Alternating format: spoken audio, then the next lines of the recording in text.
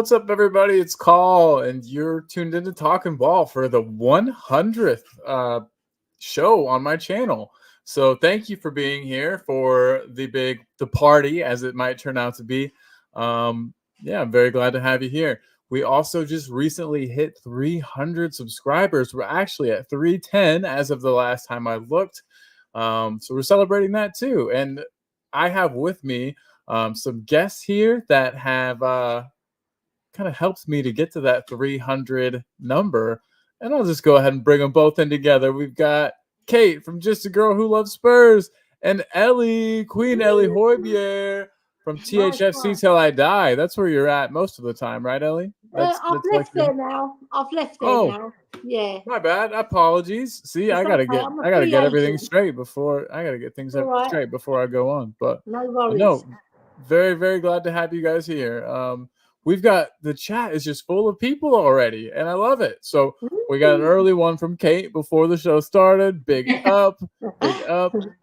Eltel Cockerell, our friend Jose, go on, you lovely people. Smash the like button, and above all, comment and subscribe. He is not wrong. He's not wrong.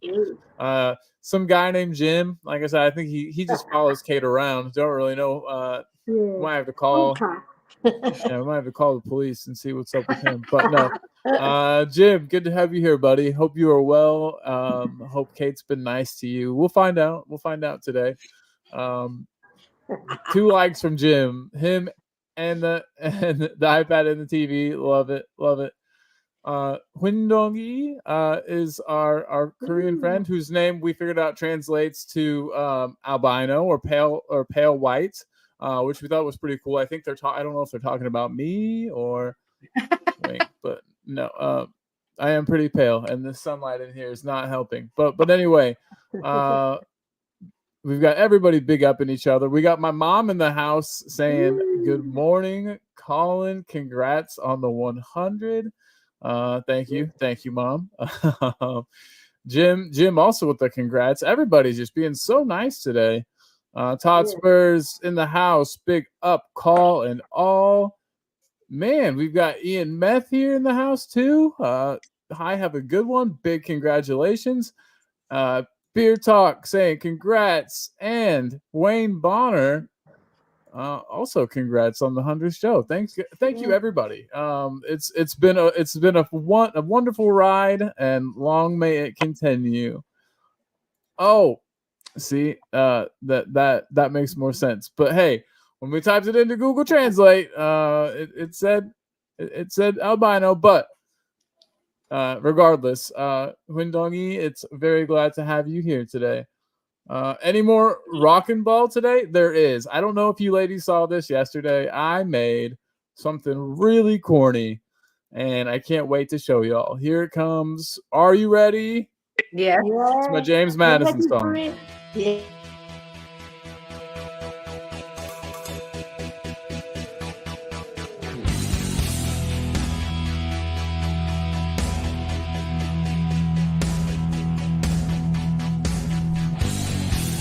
My team has got James Madison.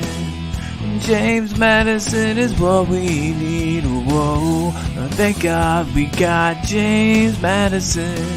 This kid plays ball like you would never believe. Whoa.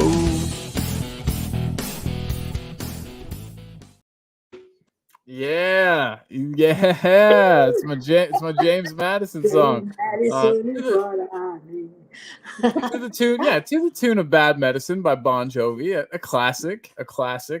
As soon as I heard James Madison, I was like, hold on, I could smush that into a song someplace. So Beer Talk, this makes me want to break out the hairspray and comb. Oh wait, I don't have much hair left. Me neither, man. That's why do you always think I got the cap on or some kind of a hat? Exactly. Yeah, I'd take some. Man, I used to have tons of hair. I used to have a big poofy red afro thing almost, but it is long gone. That was years and years ago. Give that man a recording contract. Yeah, I'd say he's pretty good, whoever he is. He definitely makes up good songs. I could hear that. I could just hear that going around the stadium. Our team has got James Madison. No. It'd be good. I think let's get a bunch of people to start singing it. Let's, Ellie. Yeah. It's gonna be up to you. I'll put you in charge of that. Daniel E is in the house. What is up, Daniel? Dan the man. Very good to have you here. Very good to have you here, sir. But ladies, thank you for being here. Truly appreciate it on this monumental day. Yeah, so you doing well? You guys both had a show you did together earlier today. I bet you're kind of, are you Tottenham'd out, or you got more in you? Can you do one more show? We got this. Yeah, we're never all Tottenham out, are we, Kate? We could go forever. We could, yeah. And congratulations on your 100th show and 300 subs. It's amazing. Thank you so much. Yeah, it's something I've been working on for a long time, and it took a nice little year break in there. So yeah, it's good to be back doing it regularly. Yeah. We could do another song, Colin. We could do 100 subs, 200 subs, 300 subs, 1,000 subs is what I need. Yeah. I love it. And you're right. First, we're here at a little over 300. Next stop, 1,000. Right? Let's just. I'm not even gonna announce it again until I get 1,000. That's the next goal. I think we could do it. I was telling Kate before the show, I think that the more subs you have, I feel like the faster it grows. So yeah, hopefully it works out like that. Come on. Yeah, mom likes your song there, Ellie. So we're good. That's a good thing. Just want to throw this out again, guys. Thanks so much for hanging out. Can't wait to see what's next. But guys, it's been some some things have been happening around Tottenham lately, which during international breaks, it's always nice to have things happening. We got a new technical director, not a director of football per se. They've changed the title on us. Technical director. You guys excited by this guy? Johan Lange. You guys? I'm excited that Lange rhymes with Ange and also with Flange. But that's as far as the excitement goes, because I don't know that much about him. I've seen his list of incomings for Villa, which doesn't fill me with a huge amount of confidence. But then again, it was only Villa, and I don't mean that disrespectful because they're playing well. But what I'm saying is that they don't attract the same caliber of player as maybe we do. So, but yeah, I'm glad we've got someone in place. What do you think, Ellie? Yeah, I'm excited because he's Danish, like my Pierre-Emile Højbjerg, like I said earlier on Kate's show. So there'll be a lot of Danish pastries getting passed left, right, and centre. I don't know a lot about him. I mustn't lie. But I'm going to read up about him. I just haven't had a chance to. Well, there's his face. There's what he looks like. Very Danish looking. Young. Yeah, looks a bit like Peter Schmeichel in a way, but he does. Yeah, I totally see it. Yeah. Well, there he is, and he's a young man too. I think he's like. If he smiles, it would be nicer. I don't know if he can. Every picture I've seen of him, he looks very serious. I think he's just a very serious looking man. Very Nordic, doesn't he? Very Nordic. He does. Yeah. I bet he's got a funny sense of humor too. Just like Ericsson and Pierre to a certain degree. But yeah, I think he's like 34 or something like that, you guys. He's a young man. He's just a bit older than I am. But yeah, Kate, you were saying that you weren't super impressed with the list of people that he got signed, over at Villa. I, on the other hand, am kind of excited. And here's a list of those players. We got Leon Bailey. I think Leon Bailey's a quality player. Buendia, good signing. Danny Ings. I always was calling for Danny Ings as backup striker. Was calling for it for years. You can ask my mom. She's in the chat. I said it to her a lot. Ashley Young, Ashley Young. I nothing special there. It's not like that took an extensive amount of scouting. Bertrand Traore. I mean, we're getting to the tail end of things. They're not so exciting towards the end here, but Morgan Sanson and Matty Cash. But I mean, I would say Cash is a very good player. Yeah, I like Matty Cash. I really he's a do. very good player. yeah, Yeah, he gets absolutely. up and down very well, doesn't he? He does, and he kind of he's frustrating to play against too. Like whenever we play them, I'm always like, didn't he foul somebody really bad? I feel like he hurt somebody on our team. Matt Doherty, didn't he? Yeah. That late challenge. Yeah. That's who it was. And Doherty was never the same again after that. It seemed like too. He was finally picking up ahead of steam, and then got knocked back down to earth with that bad tackle. But yeah, I mean, out of those names, Kate, you were saying that he doesn't, that Villa doesn't quite have the pulling power that we have here, and 100%. I think that with the prospect of maybe some European football next season, playing with Ange, playing with Sonny, we could see a lot better. We could see a lot better incomings. I think that he clearly has a good, I don't want to say system for identifying players, but for identifying talent. And I'm excited to see that, brought into a club that has more pull, that can attract better players. Yeah, for me, I just think that the pull is the manager for a start. I think Ange is the one who convinced Maddison, for instance, to sign and things like that. And I think Paratici is good at what he does. And this guy is obviously Paratici is not really supposed to be doing too much at the club. So I think this guy is more going to be the face of it. But I'm wondering how much he'd be involved alongside Paratici and Scott Munn. I don't know. It's like I say, I can only go by it. I mean, Jacob had a much bigger list than that of all the players. And there was a hell of a lot on there that were pretty crap. But like Daniel E just said, Emi Martinez, top player. Matty Cash, I like very much. It's like everything. There's always going to be hit and misses. But yeah, I mean, it's good that we're getting a structure in place. That's the main thing. We want it sorted out and everything in place so that Ange is comfortable and has got a good team behind him. So yeah, I hope he does the biz. And I think you will. I honestly think that we're obviously moving in a direction as a club. They say we're moving more into like the data and analytics driven scouting. Young guy like this seems more likely, I think, to take that to heart and to start, applying that than maybe some old timer who's been doing it with the eye test for, forever. So I think that's a good thing. But yeah, Daniel says he's done his homework, started out as a manager in Denmark, Copenhagen, I think. And then he was an assistant manager at Cardiff, changed his role in his career from assistant manager to a sporting director.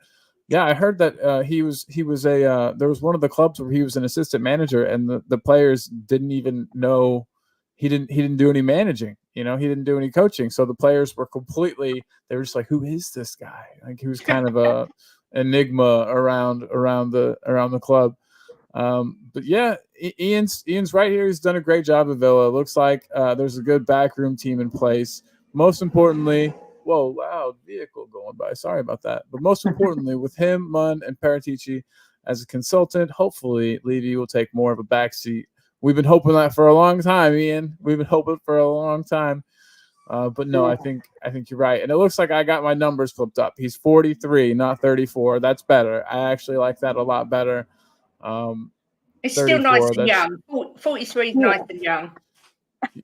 Absolutely. It is. I mean, and it's good because he's got some pull and some, hopefully, I don't know. I think it's hard for a 34-year-old guy to get respect, with a whole bunch of other professionals and older people. That's why I wasn't so keen on Nagelsmann as our manager, just because of how young he was. I think, a little bit of age helps. But and see, she's backing up what I said. I have followed Ings' career, and yeah, he is such a character too. Would have loved at one point to have him at Spurs before he became so injury prone.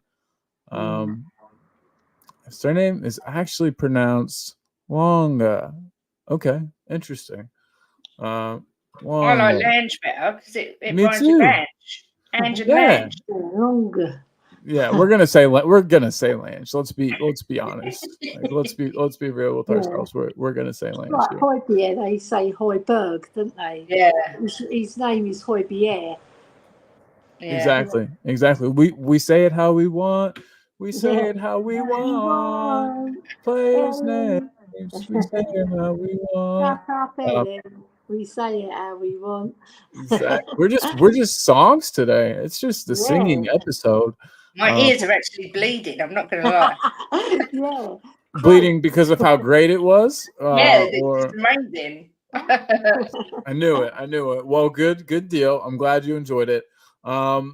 So you mentioned Scott Munn. I got his beautiful mug right there for us.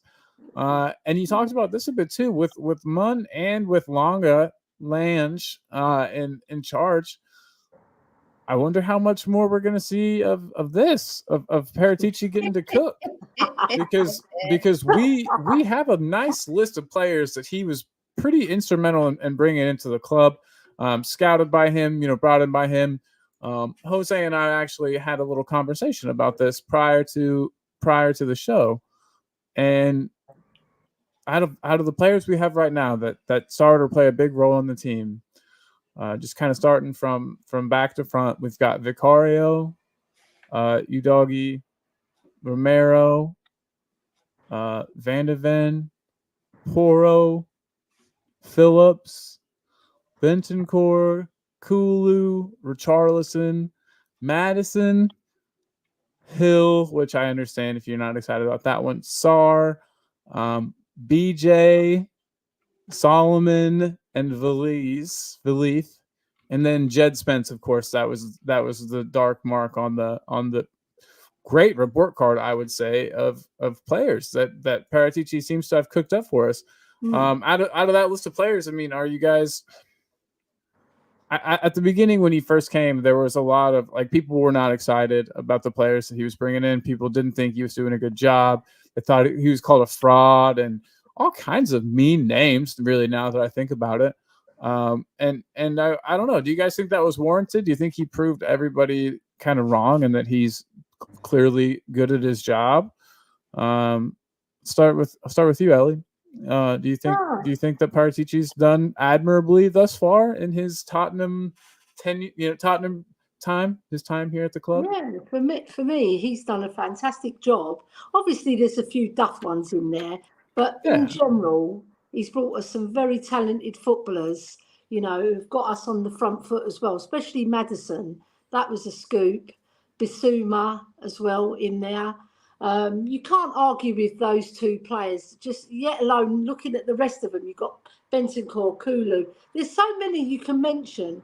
I would say Jed Spence, he would have come good if he actually applied his talent and, turned up for training on time and had the right attitude.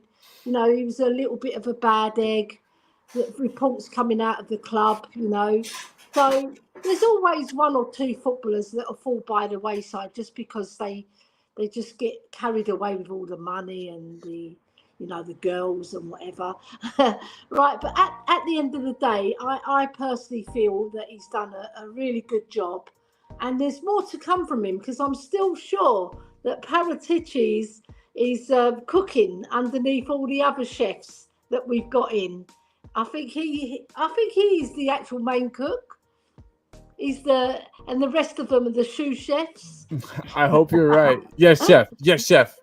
You see those movies, those guys that have hardcore tattoos and they're just cooking scallops all day and look so stressed. There's two items on your menu. How are you having such a problem here?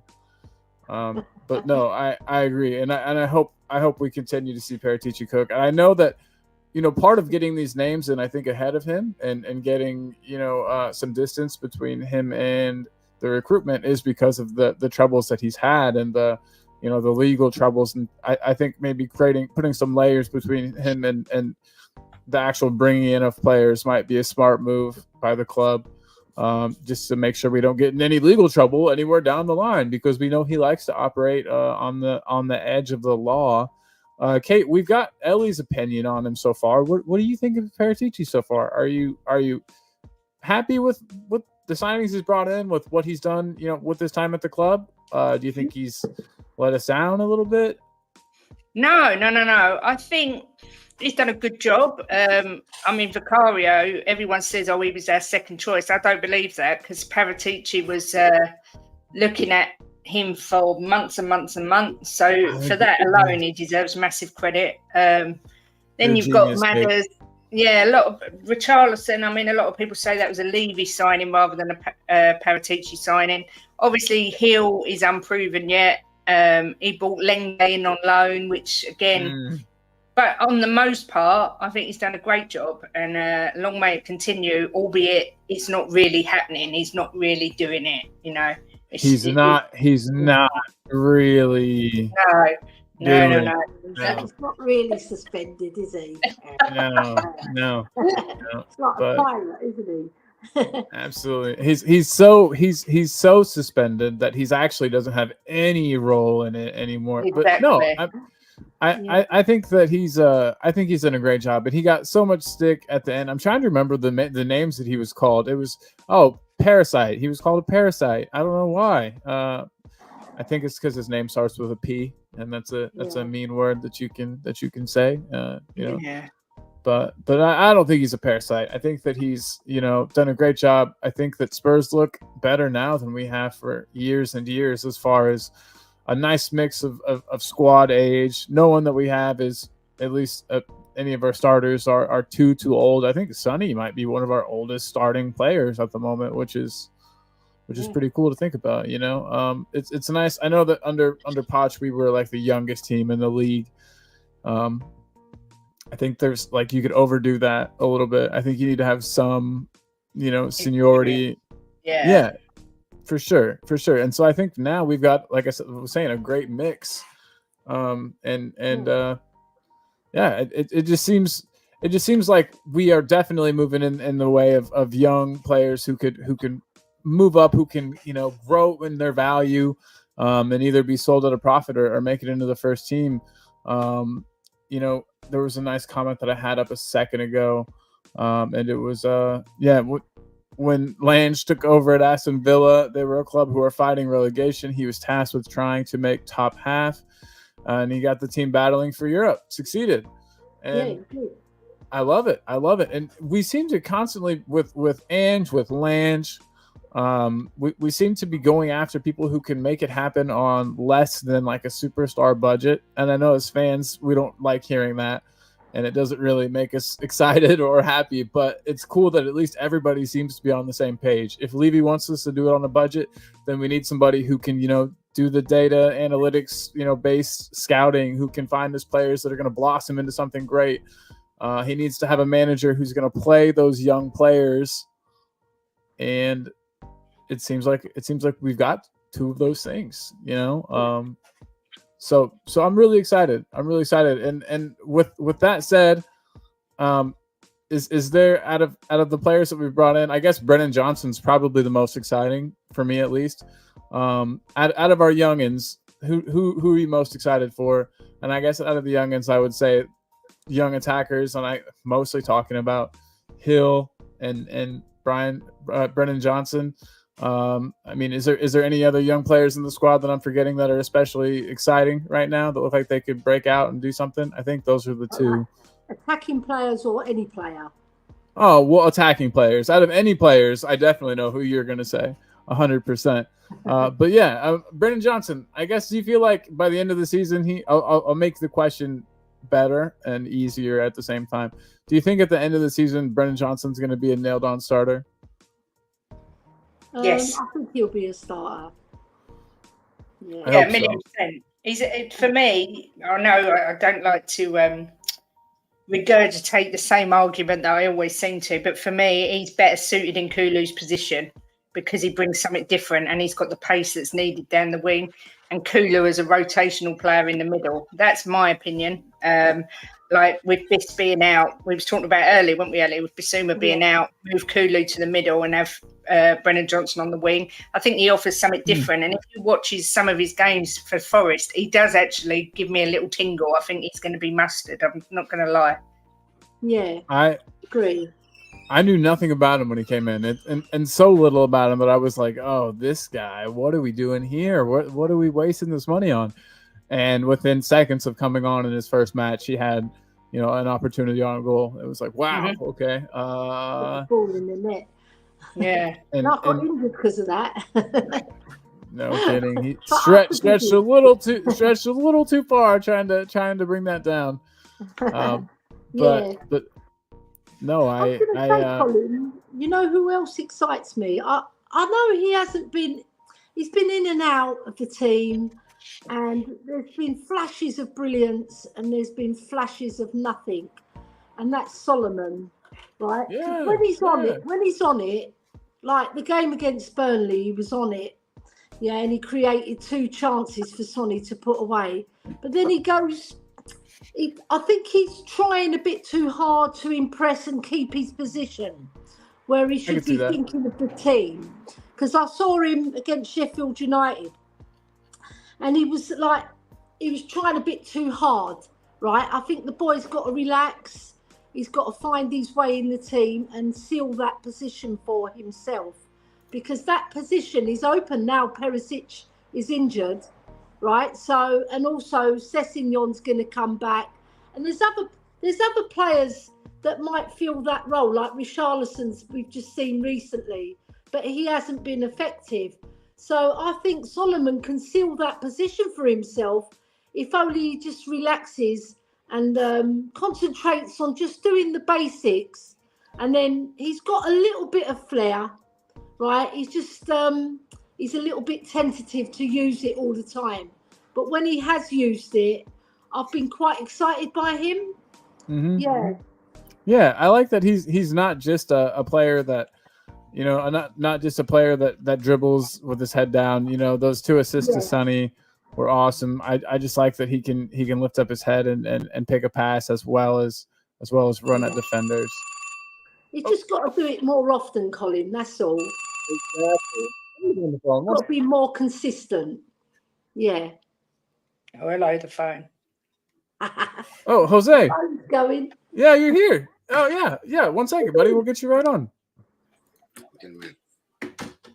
Jose. Nice of you to turn up. It's been a mad rush back from London, so. Well, thank you for you didn't have to. I feel really bad making you rush, my man. But thank you for being you and for being awesome and for coming to join us, my friend. How was London today? Was work all right? Yeah, I was at the today's work took me to the Royal Society on Pall Mall. Nice. So I was beside Buckingham Palace working today. Oh, cool. Nice. Yeah, all good. London was nice. The sun was out. Always, whenever I go to London, they're always building things. It's just roadworks and new buildings going up everywhere. Yeah, I think that's literally all the time in London right now. Yeah, which makes me appreciate living down on the coast because we don't get all that. Same in Cyprus, Jose. Everywhere, building, everywhere. Well, it all stopped for COVID, but it's all certainly started back up. It's ramped up now, isn't it? Oh yeah, it's like double time. They're like, well, we missed out on some time, so let's double it up, double time here. Jose, we have been talking. I've been hearing. You've been hearing. Okay, well, great. So I kind of wanted to read this comment out, and it's Daniel E, our new subscriber from yesterday. Again, big up, Daniel. Thank you for being here, my man. He's saying it's the Vicario one that makes me 100% believe in Paratici. His talent, he talent ID'd him from Empoli. How risky was that? And he knew he had a gem on his hands. Big respect to him for that. And yeah, exactly. Everybody was clamoring for Raya. Like clamoring, and whenever we didn't get him, like you said, Kate, everyone, we had to settle for our number 2 choice. They're already making Ange settle for players that he doesn't want, and you know what I mean. It all the complaining and the whining began, but I believe you and Daniel here, and I think that Vicario was absolutely a Paratici choice, and it looks like we made the better choice. Jose, is that something that makes you? I mean, does this reaffirm? For one, I don't know how much you believe in and trust Paratici, but I mean, believing that you do, or assuming you do, does this kind of just reaffirm that for you? The Vicario signing? Not just for me. It's not just signing. It's what he's done around the club. If we go and we look at our under 18s now and our under 21s now, the pathway and the plan was set a year ago when he brought Simon Davis in. So he's the head of the academy, Simon Davis, and all the people working under Simon Davis. This was all done like a year ago, 12 months ago. So therefore, Paratici's done a lot more than just get his fingers in the food with the players he's brought in. He's done a lot behind the scenes as well. I for one, and I heard what the lady said and what you said, but I for one, I'm extremely happy that he's still involved at Tottenham. I am very happy because I think his knowledge of the European market is fantastic. And if you're looking apart from the European market, he can nick a gem from Italy for us as well. So I'm quite happy. I mean, at the end of the day, but like I said yesterday, I think with Lange coming on board and Scott Munn being there, I'm not sure whether it's a Lange and Scott Munn saying we want him to stay, or is it Levy that's asked him to stay, and the three of them have just got to get on. And I did say yesterday, it's important to see how these people will gel going forward because we'd like them to. We'd like them all to work together, to three heads together, and to do what we need to do at our club. But we don't want ripples and we don't want arguments. We don't want infighting. We want them to get on. So I hope that does happen. 100%. And I don't see any reason why it couldn't. With Kate as well, comment about Vicario. Vicario, I believe as well, Kate was our number one choice. I think Raya was all paper talk. And it was the media stirring it up, which the media are very good at stirring it up. But yeah, he's got an eye for talent. He has one. Yeah, can't deny it. You truly can't deny it. Jim saying, "Hey, Jose, hi mate." And then Dan wants to know if you won your football match. We lost 4-2 last night. Hey, we were 3-0 down at half time, but we won the second half 3-1. There you go. Any goals? Any assists? 2 assists. I got both the assists. There you go. A brace of assists. And I put myself down to play for tomorrow, but I'm not sure because my toe is absolutely killing me. I've done something, and I did something on Friday, and I played on it yesterday after taking loads of Nurofen at the weekend. But the turnaround time for tomorrow night, today I'm in London walking to the stations and that, I've been in absolute agony. If your toes are hurting, I'm your woman. Yeah. I've been with my toe four times. Oh, where's them dogs? Yeah, where's the dogs? Is that your home? That was Kira, right? Kyra. That was Kaiba. It was the boy. Oh, dang it! I'm trying to be able to. Come on, Sarah. Yeah. German Shepherd. Yeah, he's got 2 German Shepherds. German Shepherd. That was lots of kisses you just got there, buddy. They're so beautiful. They dive in my head and all sorts. Oh, it's madness. I love you, Jose.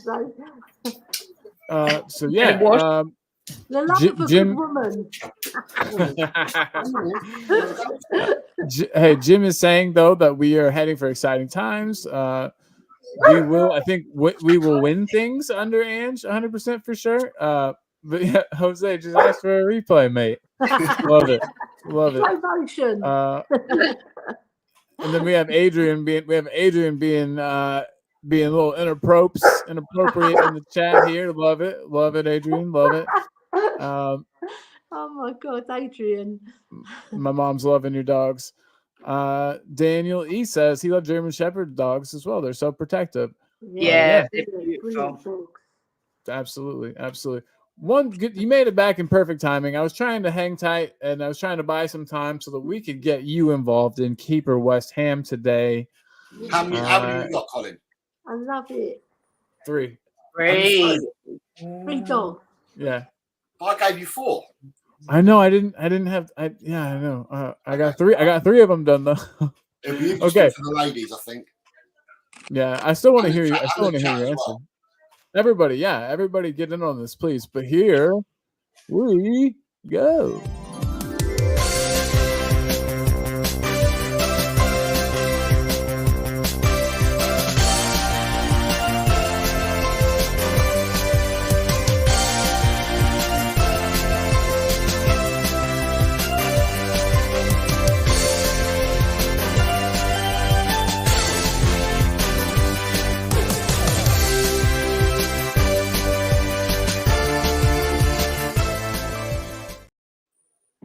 Colin, Hey, before we start, whose car is that with the Tottenham number plate?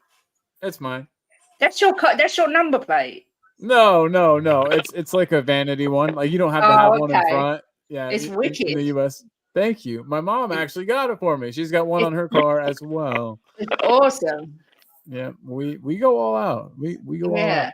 It used to be Good. yellow, but the sun has since turned it white. But it looks better that way. It looks better that way, Yeah. honestly. But you guys, we've got some really good Keeper West Ham options today, brought to you by Jose. I asked Jose for some help, and he gave me some that are sure to cause some controversy. But I'm going to need you guys' help because these are players that I am not familiar with. Oh no! Just to throw that out there. So we'll start out with number Who's 1 cracking? here. I think Might it's be. me. Come on, I shake my phone. It's hot. Exterminate.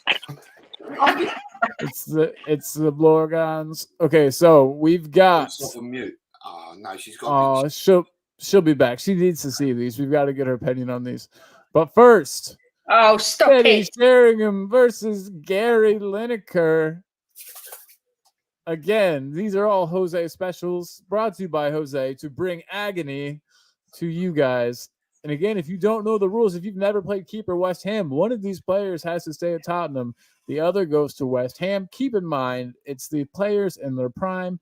And keep in mind that we are strengthening West Ham with each one of these players we send them. They're going to be our league rivals before we know it with this. So, oh, everybody says Teddy already.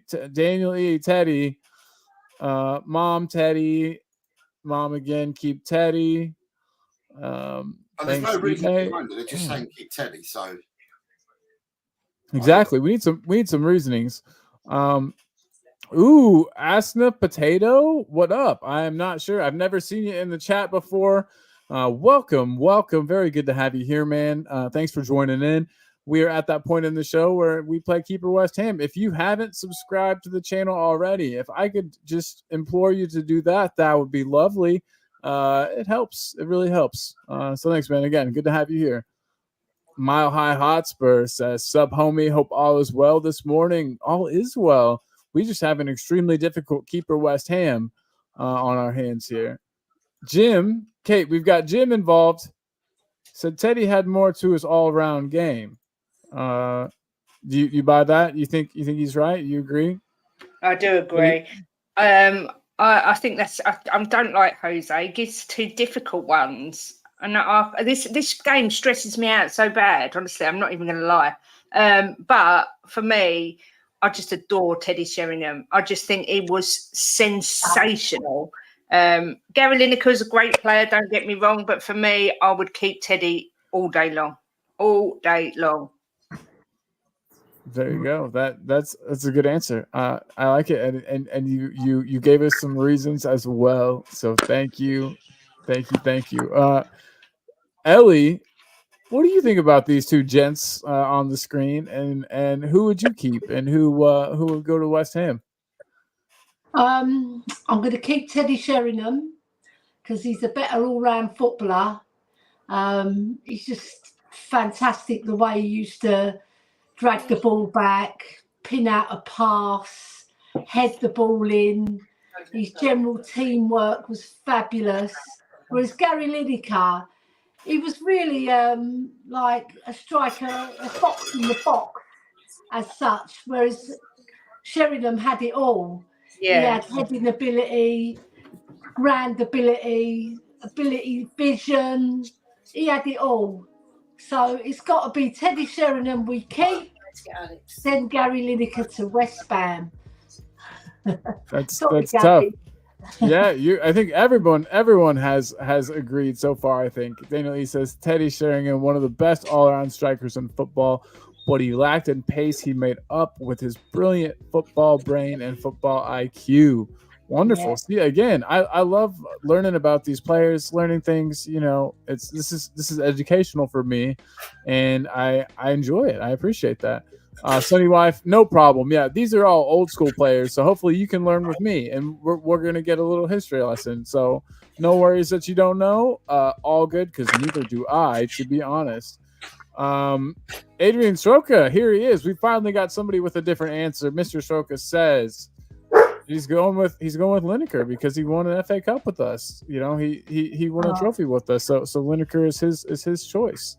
I like that. I liked that a lot. I honestly, I just really like people disagreeing and hearing the reasons why. NA Beer Talk, tell you though, I need one of those kits with the old school badge. Yeah, you do. Yeah, you do. Get yourself one. They resell them all the time. They re-release, and you can probably find one on eBay. Who knows? Look around.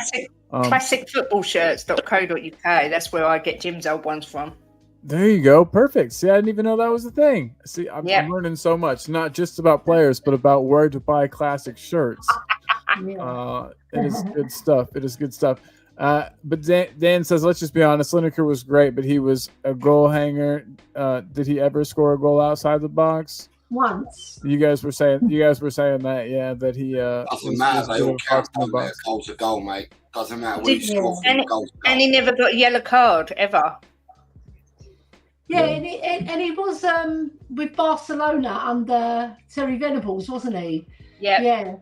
So he was a very good player, but I just think Teddy, he's a better footballer all round, and he's got fantastic vision. Jordy is in the house. What is up, Jordy. my guy? Hey, thank you for being here. I threw it in there knowing that one of them had won a medal with us in the trophy. Yeah. Just to make it a little. We've got pups everywhere, you guys. This is the pup episode. Talking ball. What's your pup's name? We know this is Percy Pug. Oh my God, Percy! What a good pup. I love him. Sony Wife says that she misses your lovely dog, Jose. Well, we can get him back. Two. Yeah. Here we go. Oh, Ellie's got her pussy out. And I'm the only one that doesn't have cat. My cats always want to be on screen, but they're not here today. That's a heavyweight. Is that about 30 stone? I have a cat that weighs 22 pounds. I don't know how many stone that is, but yeah. Percy is adorbs, says Julie. All right, guys, we've gotten a little off track. We have another tough. Oh no! I want to see what ones you went for and which one you dropped. You're gonna be mad with which one I left out, to be honest. But look, I accidentally don't pay attention to. That was a bad cut job on the bottom there. Sorry about that. I was in a hurry. But we've got Jonathan Woodgate versus Goff. What's his? I don't even know Goff's first name. That's how little I know about Richard Goff. Yeah. So is this one as tough as the other one for you guys? Yeah, it is. Who's going first? Real quick, HOTSPUR says keep Teddy in our system right now. Lineker would be useful poacher in the box. Yeah, he would offer something different, I think, than the strikers we've got now. So that would be cool. Poacher. We don't really have a Jermaine Defoe or a poacher right now in the team. It would be nice. But so on this one for going first, let's go Ellie, since you didn't get to go first last time. Oh God, this is a hard one. Do you know what? I'd have to go for Richard Goff, right? Because he was more accomplished, and I thought he was fabulous when he came to our club. although Jonathan Woodgate scored the winner for us in the League Cup final, I just think Richard Goff, he edges it on physicality, I think. Better on the ball. I just love the look on Kate's face real quick. I just had to get Kate up on screen just so everyone can see how hard she's thinking about this. I am. Yeah, it's a very hard one because they're two fantastic players in their own right. But I just think Richard Goff had that extra bit on top of Jonathan Woodgate. He just had a little bit more composure, and he was fantastic in the air and really good with his feet as well. You know, I loved it when he came to White Hart Lane. It's a shame that, you know, it was a short career for him at Spurs. But I was going to ask. I don't remember much of him. So was he only here a season or two? It's quite a short career. But what I saw, I liked, and his commitment as well. He was a real team player as well. You know, good communicator. I loved him. I thought if he'd had a longer career at Spurs, he would have been a legend. But no disrespect to Jonathan Woodgate, because he was a very accomplished centre-half as well. Yeah, I just think he had too many injuries. That's what slowed him down a bit. Yeah, there you go. That's my piece. What a wonderful piece it was. Kate, you know what that means. You know what time it is now. Yeah, I'm just going to say I would keep Jonathan Woodgate purely because he scored the winning goal against Chelsea in the League Cup final. And I actually always really liked him. I really liked his work ethic, his attitude. He was just a player I really liked and really enjoyed watching. So for me, it was difficult, but thinking about it, just for that goal alone, it's got to be Woody. Woody. Boom. Yeah, and I mean, and Adrian here agrees with you. Yeah. And then, okay. So yeah, so Danny thought that Adrian had picked Richard, but in fact he did pick Woodgate. So yeah, he said, Adrian, by your logic, you picked Lineker over Teddy because Lineker won us the cup. Well, the same logic here because Woodgate won us the cup, and Goff did not. Well, yeah, he changed it. He got Woodgate here. So yeah. Oh, see, we're all on the same page. HOTSPUR says keep Goff, Woodgate a little fragile, and that was what Ellie was saying. That he was a little injury prone. So Jose, you got to skip out of the last one, and I didn't realize. I didn't mean to let you off so easy. Since you're putting these in here, we want to hear your answer as well. For these two players, they were both absolutely great footballing centre halves. They, footballing wise, you couldn't touch them. They were before their time. They played in different eras, but they were before their time in their abilities as footballing centre halves. They were so comfortable on the ball, bringing it out of defence. They put tackles in when needed to put tackles in. The bigger Goff had a bigger frame than Jonathan Woodgate, and the only thing is Goff only spent, I think, a season with us. I don't think he didn't spend that long with us. And Woodgate was that part of his career he was getting injuries and that, but he was a good four for Ledley King, and him and King were the centre backs that we had at the time, and they played really, really well together. They complemented each other. Again, I threw one in that I thought was a quality footballer, or they're both quality footballers, but one had won a trophy, and I did this on purpose. I'm excited. So we've got another good one coming up. Adrian's Foca just wanted to throw into that Goff was so calm on the ball, and I think that's what Jose was saying. Adrian's got splinters in his arse because he can't decide which one, so he's sitting on the fence and giving us pros and cons for both. Got splinters in his ass. I've never heard that before. That's beautiful. that is absolutely my new favorite expression. I'm gonna use that at work, and people are gonna be like, "What are you talking about?" Adrian doesn't live too far away from me, so I'll be around with my tweezers, Adrian. Adrian, just hang on. It won't be too much longer, buddy. Adrian Kate's got a book of all the sayings, so if Kate carries on, you have to write them all down because she's got loads. Hey, that's absolutely. I'm like I said, I'm learning all kinds of things. I'm learning about Spurs players. I'm learning about expressions that I've never heard before. This is just an informational show for me. This is nice. Did not think I was going to wake up and learn so many things. So guys, Adrian said that golf costs £750,000 from Rangers. At the time, was that a lot? I'm ignorant too on what fees were back then. Okay, cool. So this is gonna be hard for you to average out, but what would you say like an average fee was for a good player back in those days? Around about 2 or 3 million, I think. Yeah.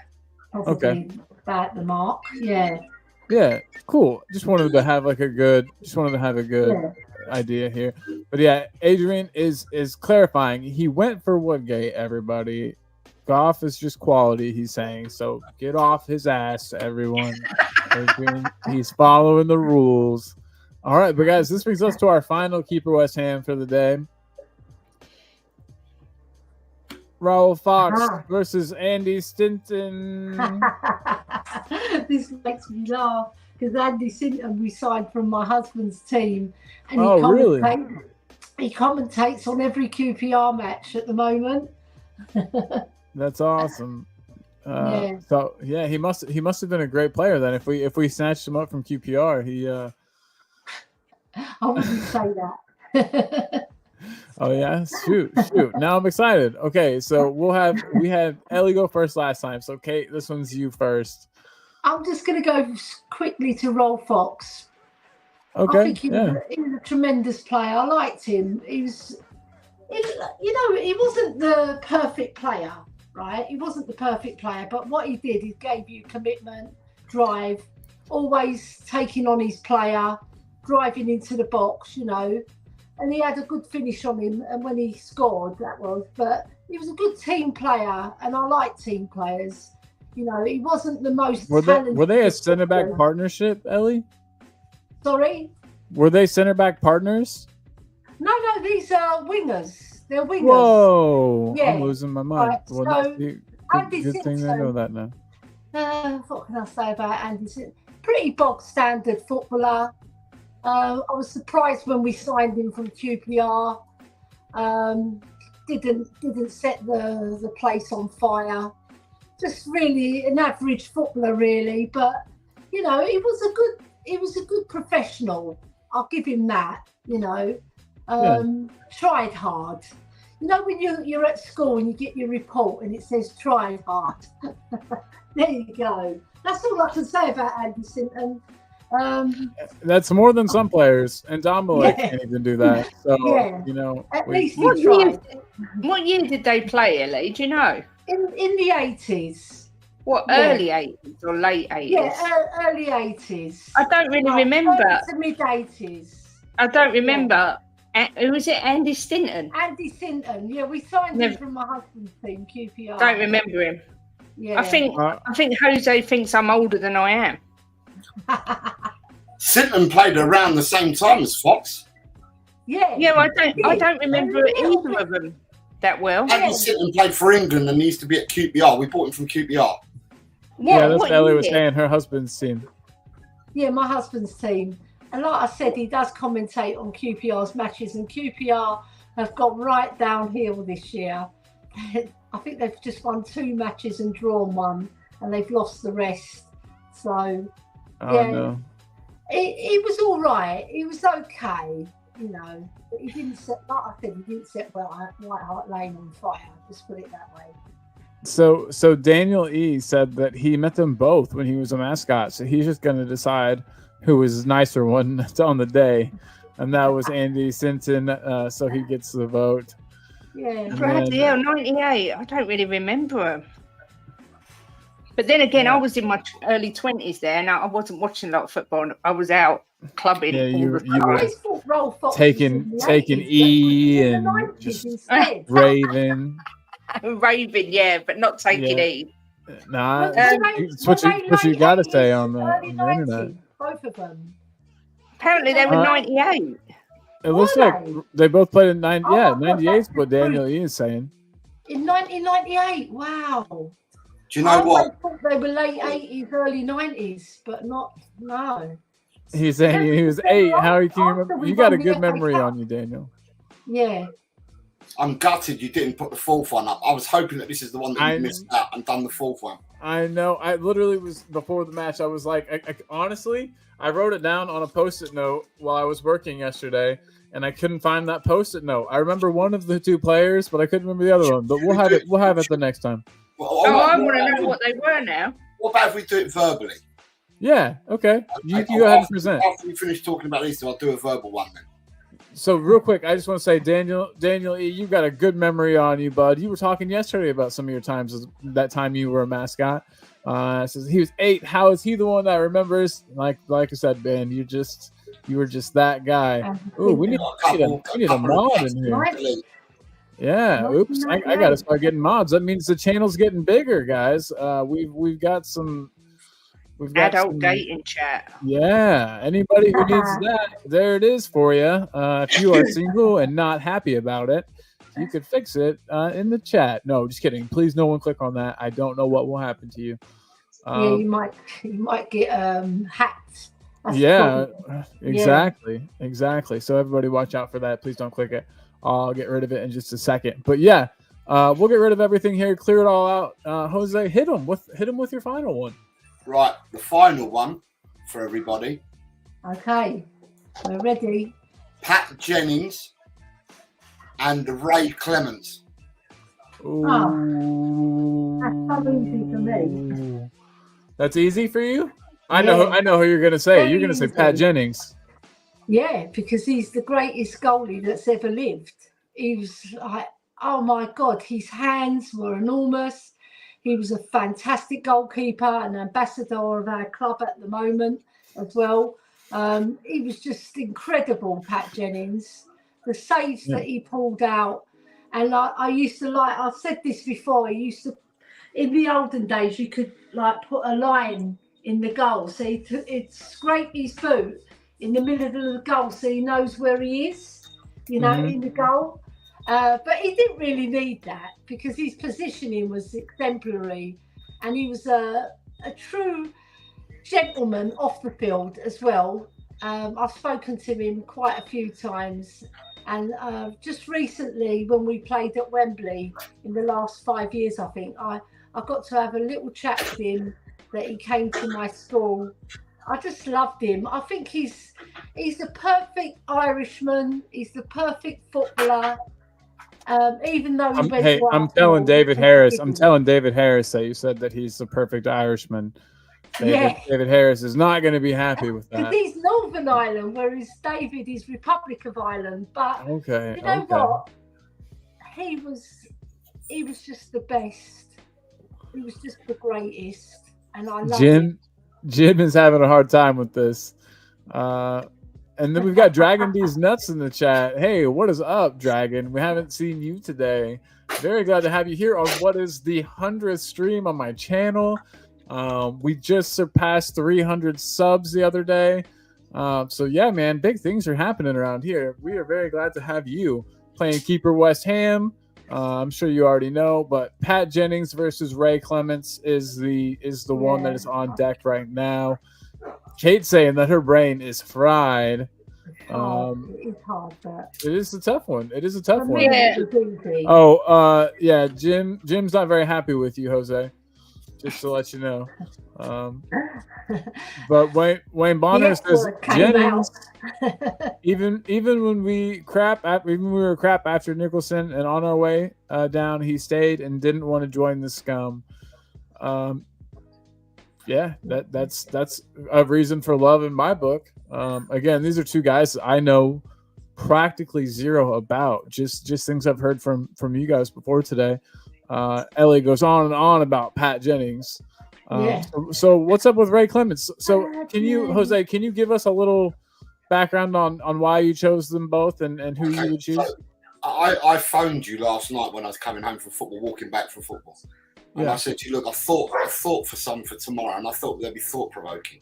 I didn't tell you any more than that, but I've picked the goalkeeper who was a legend at the club, and I've picked up a goalkeeper who I thought was in his day was a real great keeper himself, and he won 3 trophies with Tottenham. Wow.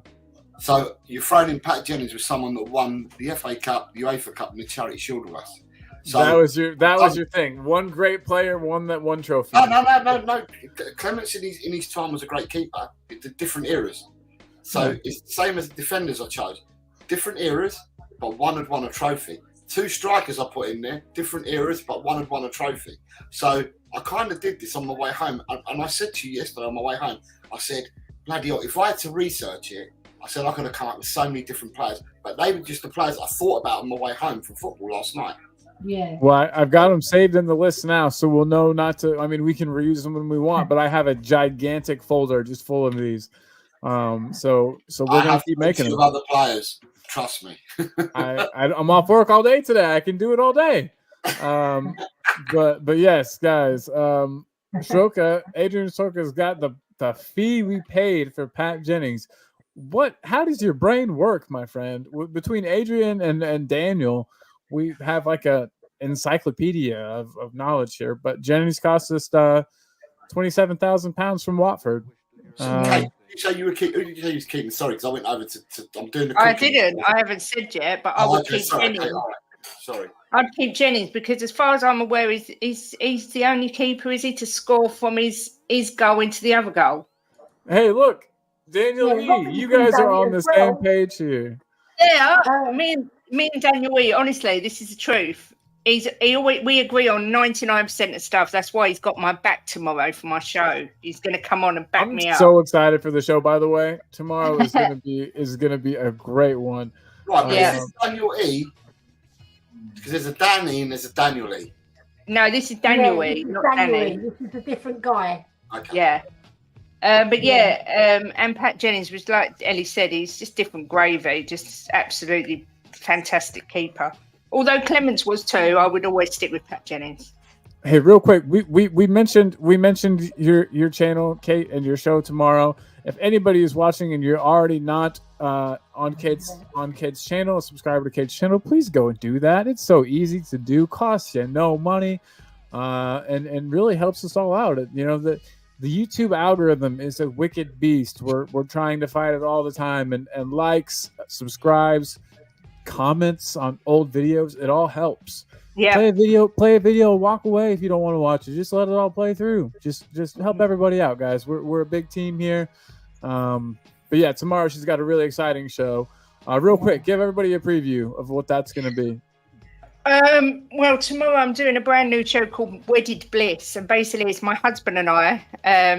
Jim is the eternal optimist who, every time we get a new manager in, thinks we're going to win everything and is convinced Tottenham will win the league this year.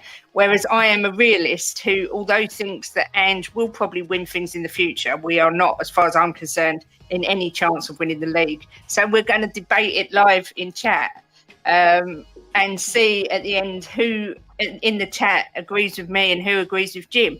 But from what I've read today, Jim's going to win hands down because everybody loves an optimist. And people just assume I'm negative, which I'm totally not, because I'm fully aboard the Ange train. People don't like realists, Kate. That's true. You get a lot of realists get a lot of abuse just for being real, being honest.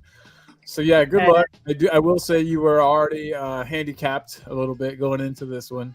Yeah. Jim is everyone's team Jim, but you know what? It is what it is. When it all goes wrong, which it will, he will be officially in the mud, and I will shame him live on my show. No, we're winning the league. If we win the league, you guys have to come up with a bet. If we win the league, there's got to be something cool that happens, though. That's true. Oh my god! And you guys, I forgot to say, I did not mean to interrupt you, Kate. That was very rude. That's all right. No, I was going to say it's going to be every single week. We're going to debate something different. Yes, awesome. Cool. And that's going to be Wednesdays every week. Wednesdays at 1:00. Yeah. Lovely. I'll be able to make it. It's so great. Awesome.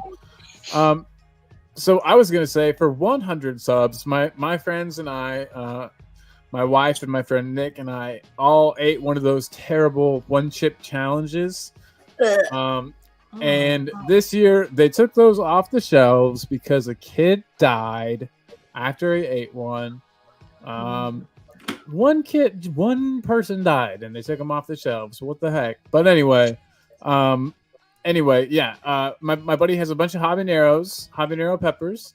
I'm gonna get those, and I'm gonna eat one every 10 minutes while we're on the show, and I'm just gonna try to do a show without, and not die without freaking out too bad.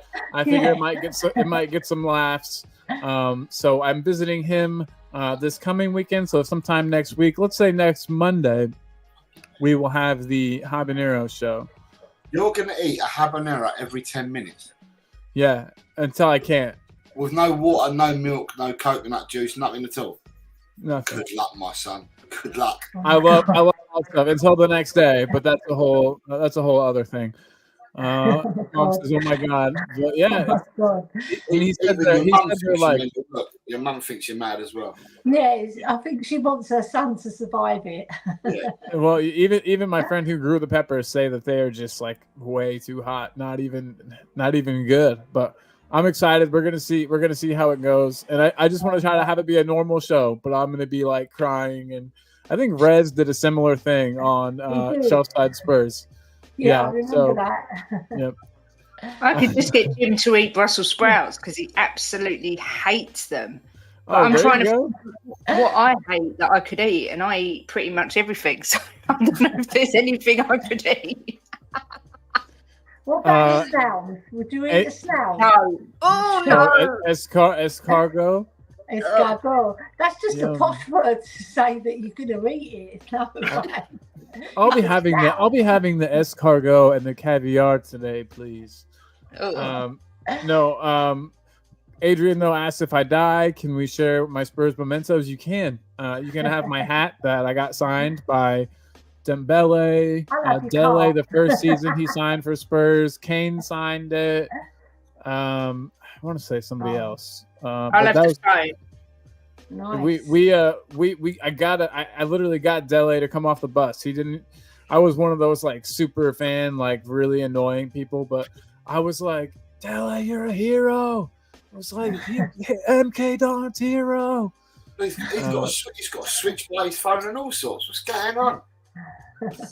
Wait. Dragging these nuts so this could be a messy show. Yeah, I'm gonna be slobbering all over the place probably. But yeah, you're gonna go from white to red. That is so true. We're gonna have to change. Yeah, exactly. Maybe I won't be so pale. So Donna, which is actually my cousin Grant, on his mother's account, I believe today. So Grant asks, do Spurs have money to blow? That's a tough question.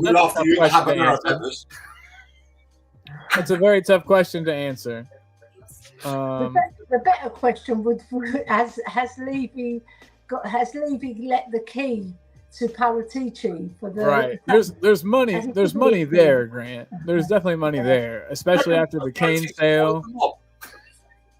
What did you say? He strong-armed him with the mob. Yeah. I made him an offer he can't refuse. Yeah. Remember that building that just burnt down?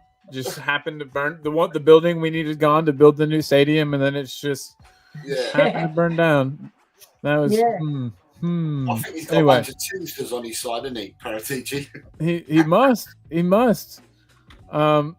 But Danny was saying it's all right, Kate, because unless people come with a good enough argument to say why we can win, then I'm going to hit them with some facts about the league. Trust me. Yes. So Daniel's got Kate's back. It's good that Kate's got somebody on her team. Yeah, because I think everyone else will be on the gym train tomorrow. Yeah. That sounds hot, being on the gym train. And then Mom asked, didn't the Dolphins sign it? Yes, Nasser Chadley did sign the hat as well. I forgot about that. I love Chadley. You're right. Yes, sir. Oh, there we go. I will not be losing. Kate, be careful, darling. The only thing I will be eating is the taste of victory. As I was reading that, I was like, I don't know where this is going. I hope this isn't going to be super inappropriate. But no, No. we were all good. I was reading it and I was like, oh God. Are we all over 18 on this? I think so. I think we are. Hopefully. I do have it. You have to check whether or not it's for minors, and I check no on every episode. So there's that at least. Adrian answered Grant's question, though. There will be enough transfer money to put down payments on players with the rest in installments. And yeah, Grant, that's how transfers usually go these days is 4 or 5 installments, I think, probably. You think that's probably the number? Yeah. Yeah, So, it seems that way unless you're Chelsea, and then it goes over about 10 years, isn't it? Yeah, they must overpay to get. I don't know how they. Maybe they're the ones strong-arming people. Now that we mention it. Well, actually, now that they've gotten rid of Roman Abramovich, I guess Todd Bowley doesn't seem like the strong-arming type to me. I don't think he's buying all these massive players over massive. Paying over massive periods of time to avoid financial fair play, and I think it's outrageous. They get away with it. I really do. I think it's awful. Yeah, it is. There's a lot of Chelsea skeptics at the moment that are saying with the amount of players that they've brought in, even on these long-term contracts, there's still an outlay to be paid every year on these players, and they're thinking that the financial capital company that are backing Bowley, if some of these players don't work out and they can't get rid of them and they start going and owing money or going to negative, they reckon that these capital venture companies will end up buying the biggest real estate in London to offset their losses. And that's what they're scared of, a lot of fans. A lot of fans are scared of that. Well, yeah, and if they're they don't going to have to fight us for that. They're going to have to fight us for that. That real estate, because I think we're buying up all the real estate in London. If they don't get Europe, that's going to be a massive dent in their income. That's the thing. So let's hope they don't. They're not guaranteed Europe this year. So I think there's at least 4 better teams than them. Yeah, 100%. At this present moment. I agree. And Pochettino doesn't look like he can get a tune out of what he does have. Not only are there better squads, but Pochettino doesn't look like he's even getting the most out of the squad that he's got. And then Daniel E. has a nice response to Grant. Grant was asking about money to blow. Daniel says, just to let you know, put this into perspective, Udogie, Vicario, Bentancur, and Kulu did not even cost 100 million combined. That is how you use the market to your advantage right there. And that is Paratici cooking right there. If you look at those are all Paratici names. Those are all players that scouted and had a big hand in bringing to the club. I know he gets a lot of stick, as does Levy. We won't bring Levy into this much, but I don't think Paratici deserves the stick that he gets. I think, yeah, he probably did some illegal shit over at Juve, but they all were. And I don't want to say, if your friends jump off a bridge, would you jump off too? But I mean, if it's your job and your bosses say, hey, sign off on this, you kind of do it. I don't know. I guess he could have walked, but he must not have been very guilty, since they were willing to lighten his sentence. And Jose or anybody, do you know exactly what Paratici did? Or does anybody know? Did they ever release actual details on? Paratici the charges were leveled against him. They were leveled against him for cooking books at Juventus, and they had different scenarios. So when the Italian FA came after him, there was a series of charges. Now, I don't know whether they're individual charges or whether they were grouped and they were put in dates, like between 2000 and blah blah and 2000 and blah blah. You committed 30 offences of this type, but he was found guilty of the majority of what he was being charged with. But he wasn't the only one. He was found guilty along with, I think, 5 others at the club. Mm-hmm. Yeah. Didn't they let him off a lot of the charges, though? Sorry? Later on, didn't they let him off? Didn't they? Originally, it was a 30-month ban, and I think it was shortened. No, people appealed. His ban remained. They just dropped some of the charges. They just dropped some of the stuff against him, but his ban remained. But Hydration Nation, Kate. He came to us. He came to us, and the board at Juventus was still there when he came to us, and these charges became apparent to public knowledge after Paratici had come to us. So when they were all charged, Paratici was already at Tottenham. The board at Juventus then resigned. So Pavel Nedved and all the others that were there, they all resigned at that time. Yeah. Because they knew that this was coming. But whether Paratici knew that this was coming or not is another thing. But when he signed for Tottenham, it was well after he signed for Tottenham that the charges actually came out. But I think the Juventus board knew about it because all of a sudden they'd all resigned and people were like, something's happening to Juventus. And then they charged them all. So. Yeah. Interesting. But I, whatever he's done.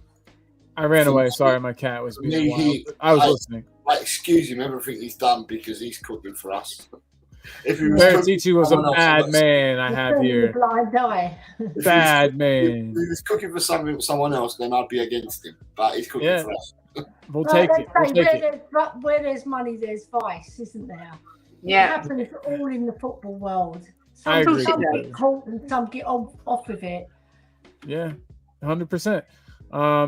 Adrian Circus says, false accounting, false transfer fees. All right. Well, I mean, and I'm guessing this was during COVID times when these issues happened. That would make a lot of sense. It happened before that as well. Oh, okay. They went on for a number of years. Huh.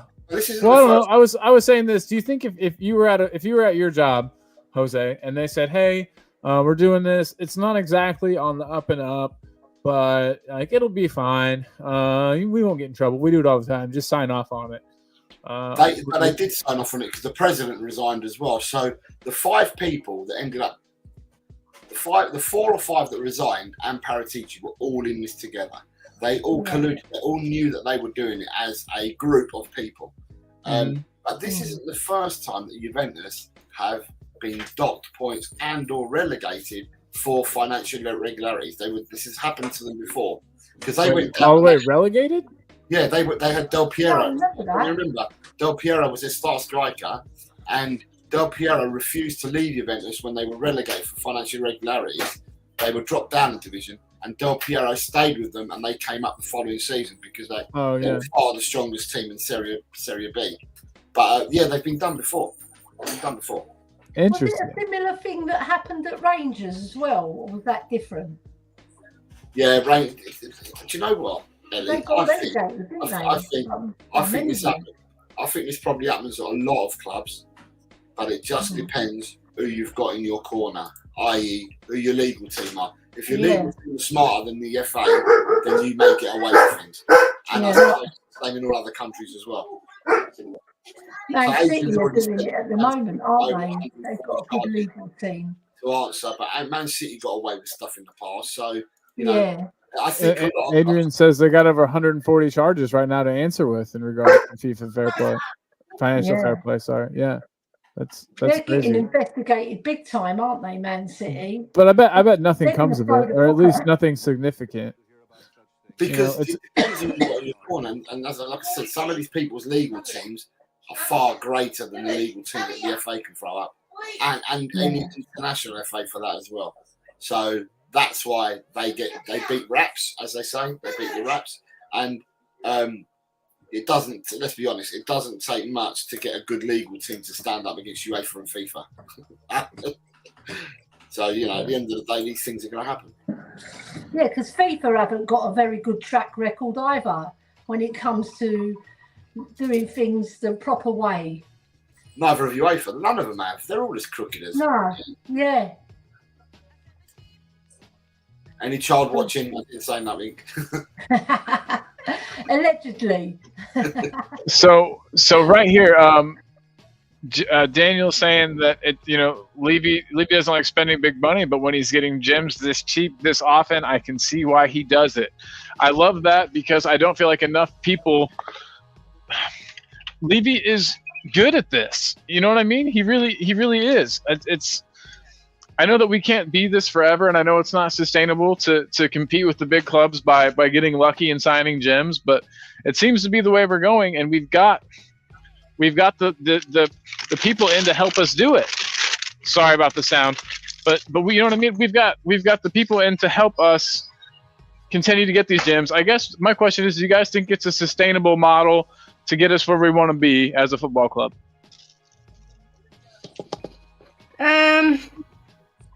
I don't know. I think it's difficult to say. When you're competing with the likes of City and Chelsea and Man United, who all spend big on massive players. I know, to be fair with Man City, and like disregarding their 140 charges, they don't tend to spend massive amounts of money on players. They tend to sort of 70 million, which I know is a massive amount of money, but you know what I mean? It's not like 120 million here, there and everywhere.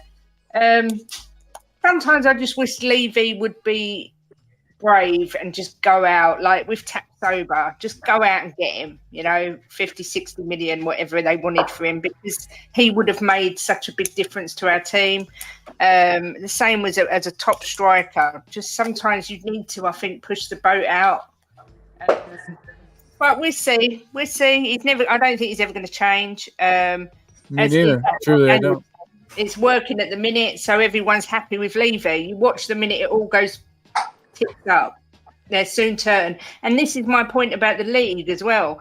When people are saying we're going to win the league, we're going to win the league, we're going to win the league. If Ange suddenly went on an 8-game run of not winning, these will be the same fans that turn around and want him out of the club.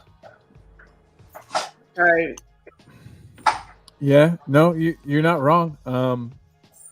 It's weird how I truly don't believe. It's weird how I truly don't believe that's going to happen. I don't know. I don't know why I can't see. We've had matches where we could have easily lost, but we got points. So I guess it's not crazy to think that those losses will come. And Jose, you think we're bound for some losses soon? I mean, it's only a matter of time until going back to the sustainable model, right? Yeah, thank you. Yeah, going back to that, the model that Tottenham are looking to do is a model that's been done by Tottenham before, but badly, and it's been done by Chelsea, and Chelsea have gone away from that model. And Man City currently have that model, as well as the other teams do as well, where you're trying to bring youth through, but then you also do a mixture of trying to bring the youth through, but you're also buying players. So you're finding and striking that balance between both bringing from within and having to go and buy talent as well. And Man City are very good at it. Chelsea used to be good at it, and then all of a sudden Chelsea have gone away from that model when Bowley's come, ripped that up, and instead of promoting from within, they've gone out and bought everyone in the world. They've gone out and done a real Google search and bought players in that we've never even heard of as well. They've been Danny Rosing players over there on Google, huh? So yeah, you've got to do a bit of both. As for Tottenham, you're asking me. As I say it every week. Let's play a match. After the match, let's go and work hard on that training pitch.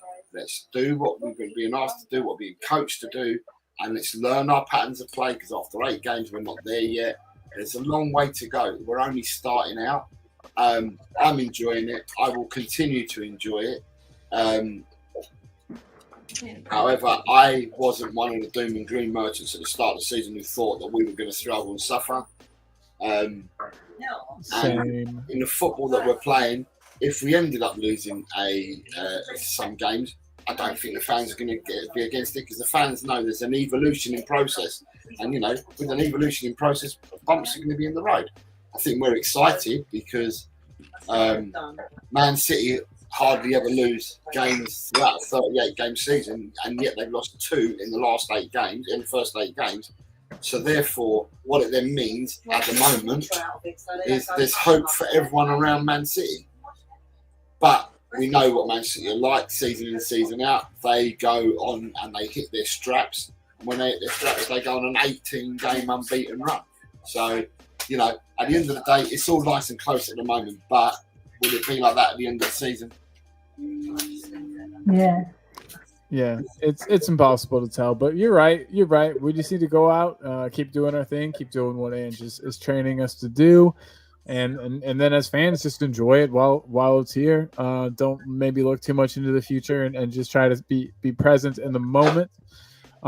Speaking of being present in the moment, this is a nice little segue. We've got some players that have been nominated for some awards, and it looks like they may have won. But this is all rumors at this point. But we know for a fact that Ange and Sonny have been nominated for Manager of the Month and Player of the Month, respectively. And it appears. Yeah, I jumped the gun. There's a Twitter page, Coys, and they've put down that they've won it. So I sent Colin to talk about today, and then when I did a bit of research, people had up until the 9th of October to vote, because I voted Sonny and I did vote Ange as well on the Barclays app. I voted for both of them. So that was till the 9th, and then they normally take 5 days to come up with who they think the winner is. So that page has been slaughtered. It's called Coys, the page. It's been slaughtered by people saying, you know, at the end of the day, if you keep putting out false information, you know, people are going to not trust your page at all. So, don't use it. Don't use it because I haven't actually won it when I did more. But it is. But I think it's likely. Not Sonny, no. He's not my player of the month. Sonny's got 6 goals. And the other players, nearest player to him, have got like 2 assists and 4 goals. The only person that's got out of there's 2 players that got 4 goals and 2 assists. Sonny's got 6 goals, and the other players haven't even got 6 contributions. Yeah, it'll be tough. It'll be close. Do you know? Sorry, Jose. Do you know who the nominees were for Player of the Month? I'll tell you now. Ange would be my Manager of the Month, but I don't think Sonny would be my Player of the Month. I'll tell you now. We were talking about this earlier, weren't we, Ellie? Because I read that it had already been decided. So I apologise to anyone that was at my show because I jumped the gun as well. I saw it online. It is all good. You trust it, don't you? So, especially when it's things that sound so believable. You know what I mean? It's not like it was anything wild. It wasn't like. If he's had most goal contributions and he scored 6 goals, there's no reason why he wouldn't win it. But I could see maybe they might give us one of the players where it's split across goals and assists. While we have a second, I want to say hi to Boris Britt. I'm not sure I've seen you on the channel in the chat before, so big up. Nice to have you here, my friend. We are all friends here. It is a good, chill, safe place to be. Nothing bad happens in here. I promise. Safe place. All right, are you ready? We are ready. What are those nominees? So you currently have Julian Alvarez, Jared Bowen, Pedro Neto, Mo Salah, Heung-min Son, Kieran Trippier, and Ollie Watkins. What did I say to you, Ellie? I said it's got to be Jared Bowen or Ollie Watkins, didn't I? Yeah. But then the only one that's got straight 6 goals is Sonny, and the other two of these players, and I can't remember who they are, have got 4 goals and 2 assists, and all the others haven't even got 6 contributions. I think Trippier's in there. Trippier's got 4 assists, and he's got them all in 1 game. Wow. Trippier is still quite a player. A very good player. We shouldn't have let him go. No, it was definitely a mistake. I think he'd do well in this system. Him and Poro on that right side. That would be awesome. We'd have great cover there. But I don't know, that's hindsight's 2020, or maybe even better than 2020, right? Isn't there better vision? 2020 is not the top, right? There's better. Anyway, you've got another subscriber, Colin. I just noticed. No way. To whoever just subscribed, big up. We are at 311. We are climbing, everybody. Perfect time to throw some stuff up here. We have hit the goal of 300 subs, and so now the goalposts move. We are now on our way to 500, and then 1,000. But we hit 310, now 311. Thank you all so much for hanging out, and I can't wait to see what comes next on the channel. Glad to have you guys here. Also wanted to add, this is me just being a slag. Got to do it. There's a Patreon for the channel to just to kind of help keep the lights on, help sponsor the channel. Recently, the contributions, I've been able to purchase this flag that I have to fold up all nicely to get it to fit where I need it. and I got a new light in front of me that I have on the wrong setting, so I look like a sheet of paper. But things are getting better. The quality of things is improving, and that is thanks to the patrons of the channel. Right now, they are Chris Peters and Wayne Bonner. I've seen Wayne Bonner in the chat. Chris Peters is working, I believe. So he usually watches on the replay, but just wanted to say big up to both you fellas and everybody watching. If you'd like to Patreon or to be a patron, go for it. And if you'd like to not, don't worry. Just make sure you like and subscribe. That is key. We just want to build the biggest Spurs family possible, and it's always good having you guys in the chat. You guys really keep the show going. I appreciate you all. So enough of that. I feel silly.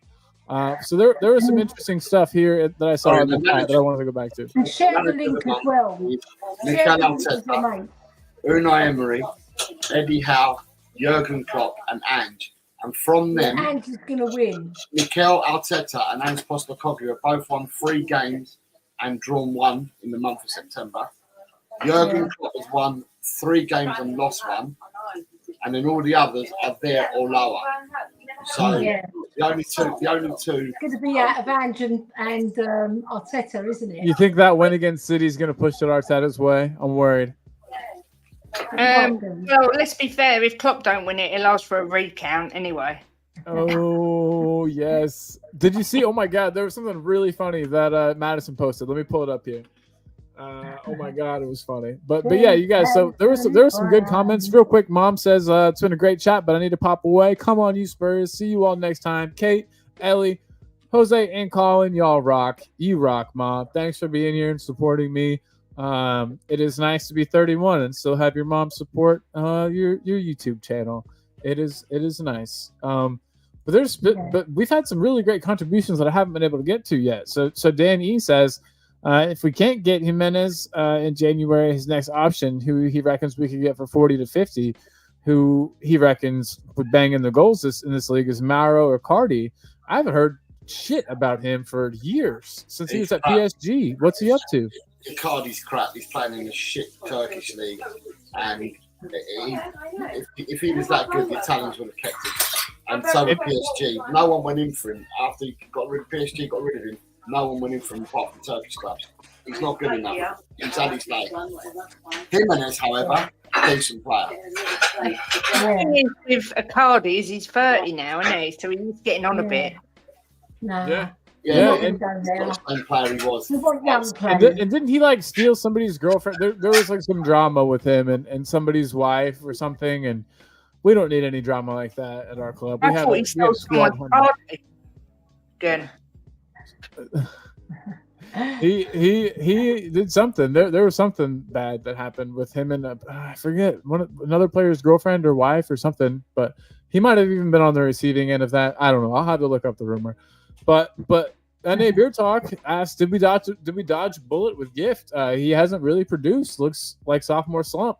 I agree. Yeah, he looked raw and not ready, I think, from the start. He had a Vincent Janssen-ness about him, where he was banging in goals, but his first touch was shit. And you know what I mean? He just was like more athletic and stronger than the people around him. Remember when we thought that Vincent Janssen was going to be awesome and was going to be like the perfect Kane backup, and he could hold up the ball so well, and he can hit him. He's got his perfect left foot to complement Kane's right foot, and I don't know. It all seemed like it was going to work out so well. We grabbed him.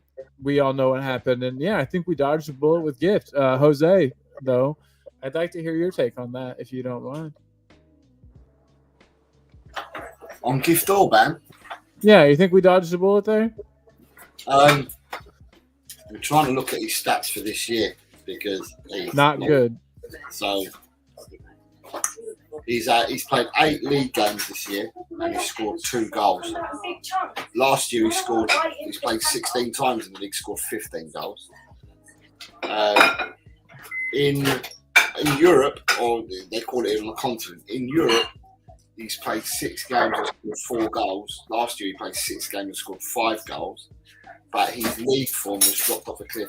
He's not been starting games. He has been playing as a sub And I think, like Dragon D's Nuts has said there, I think he's kind of got moody about not getting any moves last season. And I think that's reflected on his demeanour and behaviour at the club. And for that reason, the club have decided not to start him in matches and put him on a suspect. And when he's been playing, starting the game, he's been subbed as well. Yeah. So I don't know whether we've dodged the bullet for now. He might be one that we're still looking at because we didn't feel he was right for us last season, and they could still be monitoring him to see whether anything ends up happening with him. But we do have the Villiers, and I trust and I like the Villiers. You're all about Villiers. I can't wait for him to come good, and you can finally have your win. But yeah, I think we did a good job not getting gift, and everybody points out that people would have had their pitchforks ready for Levy, had we got him, just like they are about a certain Brazilian on the squad. But then we got Dan E just talking about the goal scoring prowess of Icardi. He's 208 goals in 380 games, 111 and 171 games for Italy. I didn't dispute what he's done in years gone by. I did say earlier quite clearly he's not the same player that he was in previous seasons. He went downhill the minute he went to PSG. I don't know whether it's injuries. I don't know whether the managers didn't like him or whatever, but he didn't have much game time. He was always kept out the side more often than in, or that's the way it appeared from the outside. They would play with the three up front, and it used to be Mbappe, Neymar, and Messi. And Icardi wasn't getting a look in when he was down up front. So therefore, all the goals that he scored, and I have not disputed it for 1 minute that he was a goal scorer before. I actually said that he's gone off the ball and he's now ended up going to a Turkish league because no one else went in for it. Where did he go to? Where did he come from before he went to PSG? Inter Milan. Oh, so PSG, Inter. No, Inter PSG, Galatasaray. Gotcha. Yeah, I mean, I remember him, and I remember him being a big name. It would be interesting if we could get him on the cheap, just to see what he could do. But if we got him, I would want to get rid of Richarlison. But anyway, Boris Britt said that he's also super aggressive and starting reckless tackles in the matches he started. I assume that's Gift Orban. Crazy, yeah. Maybe he has just kind of, like you were all saying, lost it a bit. Not getting a move away, and thinks he's too big for where he's playing, and that's very possible. It's a very possible thing. Oh yeah, sorry, I'm still looking for one more thing. Please continue without me. One thing. Van de Ven and Matters make Alan Shearer's Match Week 8 Team of the Week. That is a cool thing, and I'm not very surprised. Especially Van de Ven as well. Yeah. There it is. By the way, let me get that banner off so we can actually see it. They put CELE. No. Yeah. Sorry, whilst I know I've just seen your comment down the bottom. Can you tell me how many? Then 38 goals to PSG, and how many seasons were they scored? Thanks. But yeah, I think that this is definitely. I'm not surprised that all of these guys have made it in. Ellie, you think that Romero should have been in there as well? Yeah, 100%. He played fantastic. Well, I got the image finally. We're almost there, guys. Thing is, if you take CELE out. Did they put Declan Rice in? Yeah. I don't know why. He didn't do anything special. Oh, I thought CELE was good against City. Yeah, CELE was good. Yeah, I'm pretty upset with how well Arsenal played against City. I know that we needed a draw more than anything, but I really just wanted Arsenal to get smashed. But Salah, Isak, and Sterling up front. And they put McTominay in because he come on and scored a couple of goals. Yeah, well, I don't rate him as a footballer at all. No, but he did come on and change things. That is for sure. Yeah, I know, but I don't know where you can put them in a team of the week if they're only on for a few minutes. But that's me. I would have put Sarr. Sarr had a very good game. I think so too. Sarr is incredible. Sarr looks so good this season. Like if he had this in his locker all of last season and we let that talent just go to waste and sit on the bench, and I mean, he did. He didn't get this much better in 1 year. So yeah, it's a shame that we could have been so much better of a team last year than we were. But guys, this is the funny thing I wanted to show you. It's Trent Alexander-Arnold and James Madison, and it says still asking for a replay. Madison posted that on his Instagram. I love it. Never change. Yeah. James Madison, never change. Yeah, It is nice to have. Got that cheeky boy element, and He is. He's a I cheeky love it. man. yeah, I love And it. the fans love it. The fans Yeah. love it. He's the sort of player, he's a Robbie Savage type player where when you played against him, you hated him. But when he's on your team, you absolutely love him to death. Yeah.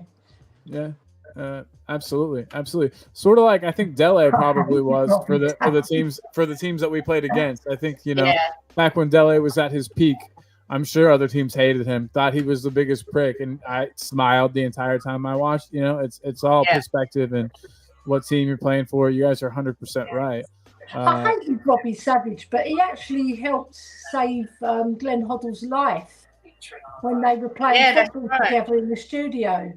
Right. Oh, wow. Yeah. I had forgotten all about that. That was a very scary So that was a very scary thank you thing. for that. Yeah, 100%. Real quick, Boris Britt says the Norwegian that he was on about, Antonio Nusa, Paratici had a discussion at the airport with his agent and the manager of Club Bruges. Cool. Hopefully that works out. I need to look that player up and see. I don't know a thing about him. Real quick, you mentioned, I think, in your other comment, Boris Britt, but it's way up there. What position does he play? Is he an attacker? I think he's an attacking player. But Boris Britt also says he rates McTominay as a striker or winger, like how well he does for Scotland, but not as a center midfielder. Fair enough. Oh, look at this. Beer Talk says that it's because he plays for United, and that's why he was there. Same reason people in the U.S. are United fans. Publicity. To be fair, I don't see many United fans. I know one in real life. He's a good guy. But yeah, in the U.S., I don't see many United fans. And then, hey, this one was for you, Jose. 38 games. Yeah, 90. Okay. I knew the answer, and I just asked him to look it up. I already knew the answer. Oh, okay. I'd already looked it up. So it works out 35%. His goals are like 35%. So it was at a better. It's better than Richarlison's.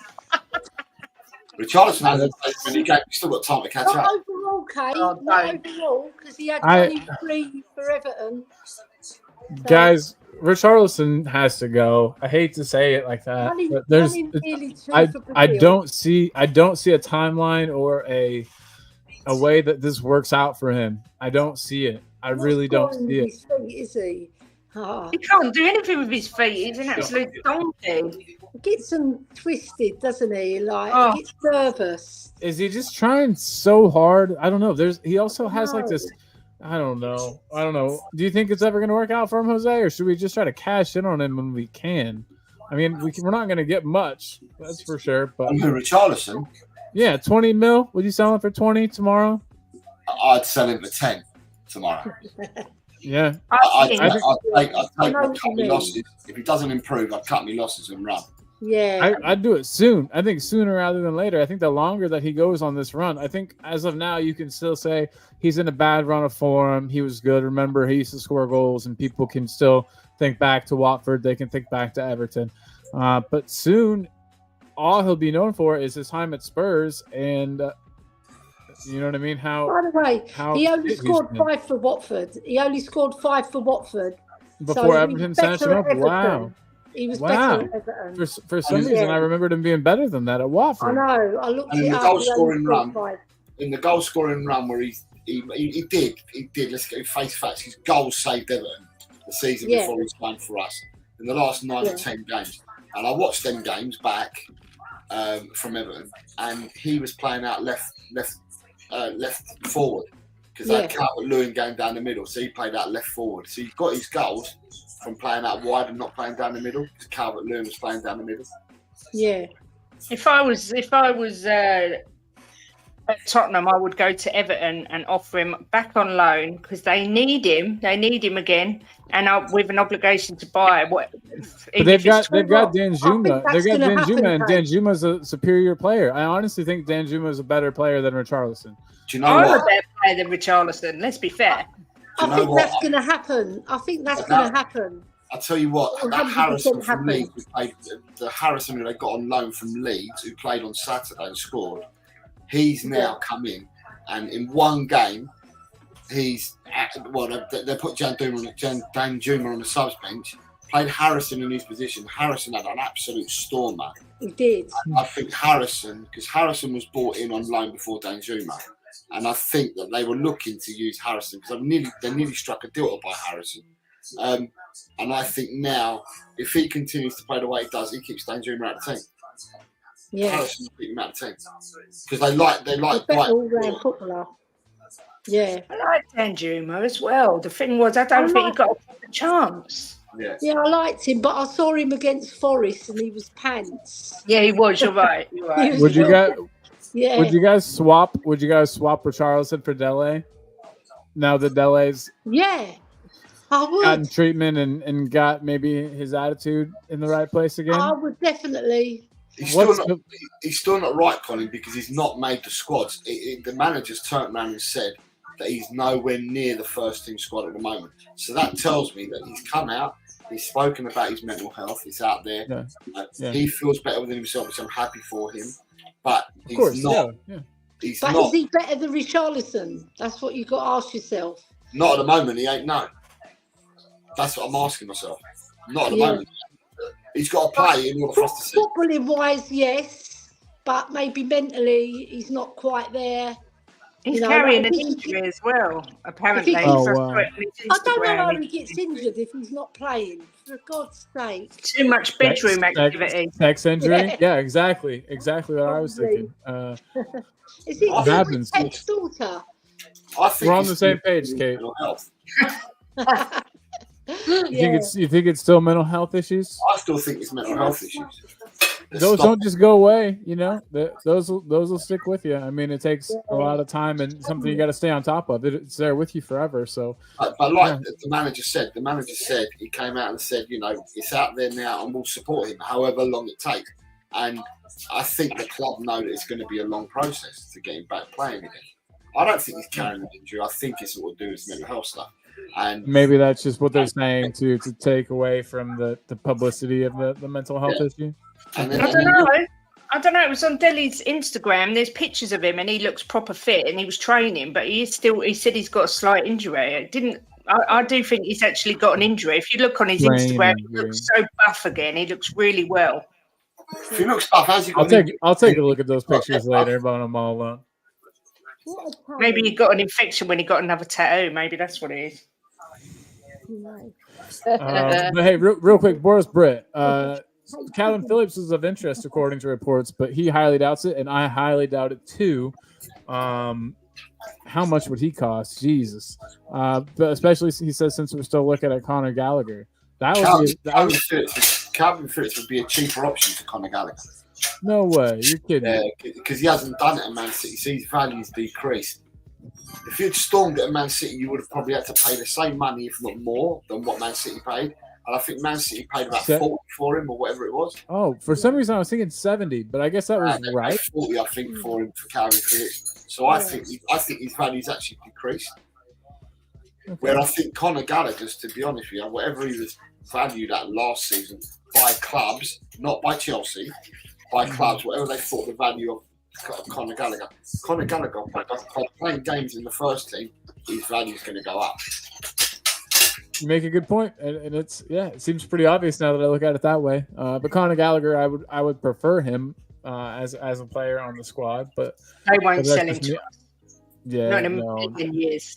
Chelsea don't sell players to us. That's the problem. But I think he would fit the squad better. He offers something a little different than the midfielders we currently have. Whereas I feel like Calvin Phillips is pretty similar to. I guess it's pretty similar to Basuma, which is weird to say, but I think they've got some similar traits. Their ball carrying ability and I think Conor Gallagher's more box to box midfielder, isn't he? He's very good on the ball. ball, he hardly ever loses it. He's a decent player. But we won't go there because they won't sell him to us. I wondered if that would change when Bowley came, became the lead man, but it doesn't appear that way. Maybe we have somebody potch once and we can strike up a trade. But Danny also he's just rubbing it in. He rated Harrison even when he was in the MLS. I rated him at New York City FC. I never knew he played in the MLS. So big up to you, my man. I'm Nashville SC fan here, season ticket holder. So just got that. So I'm really excited about it. But yeah, Adrian says Richie must be doing okay in training for Ange to pick him, but apparently the Leaf has impressed in training, Jose. So that's something exciting. We're getting pretty late into the show, guys. I love everybody being here, but I don't want to keep people hostage for the rest of their lives. Jose, are you ready for our favorite section? Yay. Yeah, go on then. Let's do it. You got it. Sorry, you gotta lead this. My bad. Well, for everybody, the two guests that we've got on today, fortunately, they've been on before and they've seen this.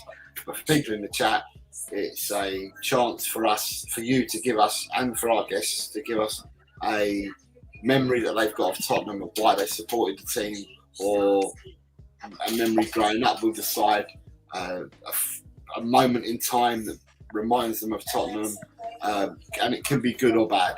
But like that, we get to know a bit about the panelists, and you get to find out a bit about the people that we have in the chat, and we end up building up a rapport and understanding who we have amongst each other. Just want to say big up to Amir too in the chat, who I've never seen, I don't think, in here either. He's always in my channel, on my channel. You brought him over, Amir. Hey, thanks for being here, man. If you don't mind, slap the subscribe button, man. We're here every day this time. Would love to see more of you. It's always good to have new people in the chat, some new voices, some new opinions. But yeah, we're playing guest corner. You heard Jose there talk about the rules, talk about the game plan, so to speak. Only one. Yesterday, I heard it on my way to football, and it became extended guest corner. There was overtime. Yeah. Colin and Ellie picked about 17 each. And I was hearing it on the way to football, and I thought, well, they're going to have none left, are they? They keep carrying on like this. We were like, okay, he's gone. We can break the rules. But he was listening. One. Dragon D's nuts. I did not know that you were an Aussie, my friend. Very cool. Very cool. Thank you again for loaning us Big Ange. I promise we'll be good to him. I pinky swear.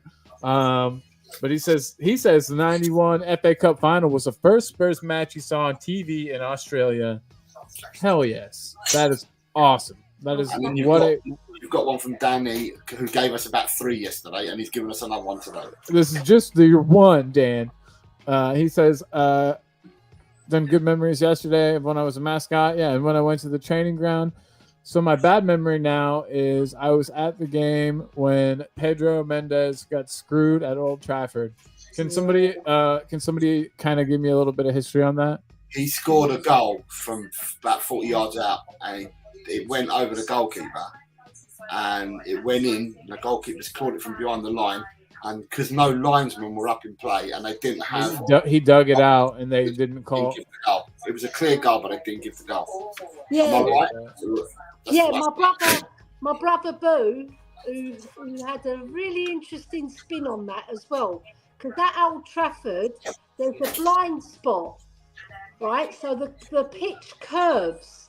So the officials who were behind the ball couldn't see whether it went in or not. And there was no goal line technology then. So they gave it to the home team that it didn't go in. But the cameras, I mean, it was 2 or 3 foot in, wasn't it? Yeah, it was in, yeah.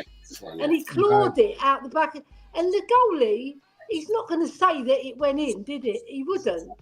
Yeah. No, you just try really hard not to smile, and you just get on with the match. Who was in goal? Was it the Irish kid? It was Carroll, weren't it? Carroll. because their Carroll first was team on. goalkeeper was injured at the time, and Jim Carroll came in for that Carroll, game. was it? Jim Carroll? Andy Carroll. No, it wasn't Andy Carroll. No, Andy Carroll's the striker. What's Yeah, the no. first name? Tim. No? I think it was not Tim Carroll, or maybe it was. Okay, here we go. I'll have to look it up. Something I was going Carroll, to say anyway. we've got Jose on the Google. Yeah. He is the man. Jose Where is the man. the linesman was he wasn't catching up with play. If he was about 10 yards forward, my brother said he would have Roy seen it. Carroll. Roy Carroll. Roy Boom. Carroll, that's it. Roy Carroll, you Carroll. big The old shit. lucky jerk. Little shit. Real quick, I just wanted to throw up, since Jose is being the man, is doing all the work today. Jose does all the work, if you know what I mean. He says, I say, go check out El Tel Cockerel. That's his personal channel. Although he co-hosts the show with me, he has a channel himself, El Tel Cockerel, and I would really appreciate if you went over there and checked it out. If you like what you see, subscribe, slap a like, comment on one of his old videos, let him know what you think, give him some feedback, everyone. He is the man. Let's all give it up for Jose for being the best co-host ever. Even though he was late. Outrageous. Hey, I can't believe he showed up. He wasn't even going to be here today. I wasn't going to come on today at all. So yeah. So I'll let you off. So I'm very happy. Danny wants a replay though. He wants a replay for the Pedro Mendes goal. Yes. Boris Britt has one here. Says the 2019 semifinal was my first core memory where Morris scored the hat trick. That's when I first decided to support Spurs. Well, you picked a good time, but there's definitely been bad times after that. You started at a high. Things have really dipped down since then, but we're on our way back up. Yeah, that was a great day. That was one of the memories I used already, and it was a wonderful one.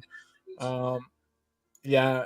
Adrian Stroka, man, Pedro Mendes is allowed goal cost us a European place. Holy shit! I actually didn't know that. That's a big deal. That's a bad one. Yeah. Boris Britt says, Kate, we know about people being late in J. What does that mean? He's on time added on. He's always late. Always late. Well, I'm always a minute or two late. I get that. And then we got everyone giving it up for Jose. I love it. I love everybody. You guys are great. Everybody in the chat, big love. I love all you guys for real.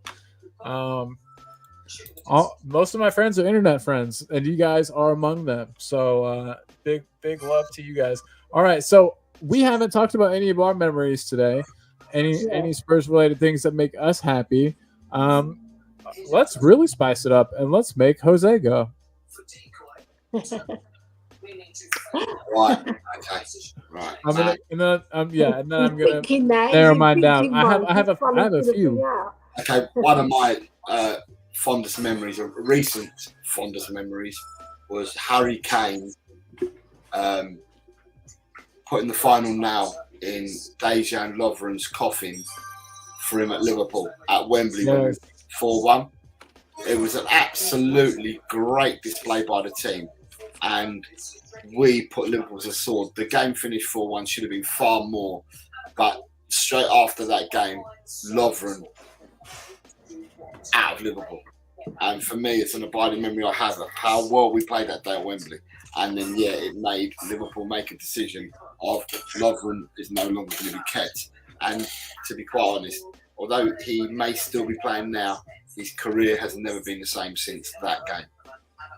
Yeah, 100%. Harry Kane ending careers. That was my abiding memory for today. You put me on the spot. That's a good one. Quick, so that was the one for today.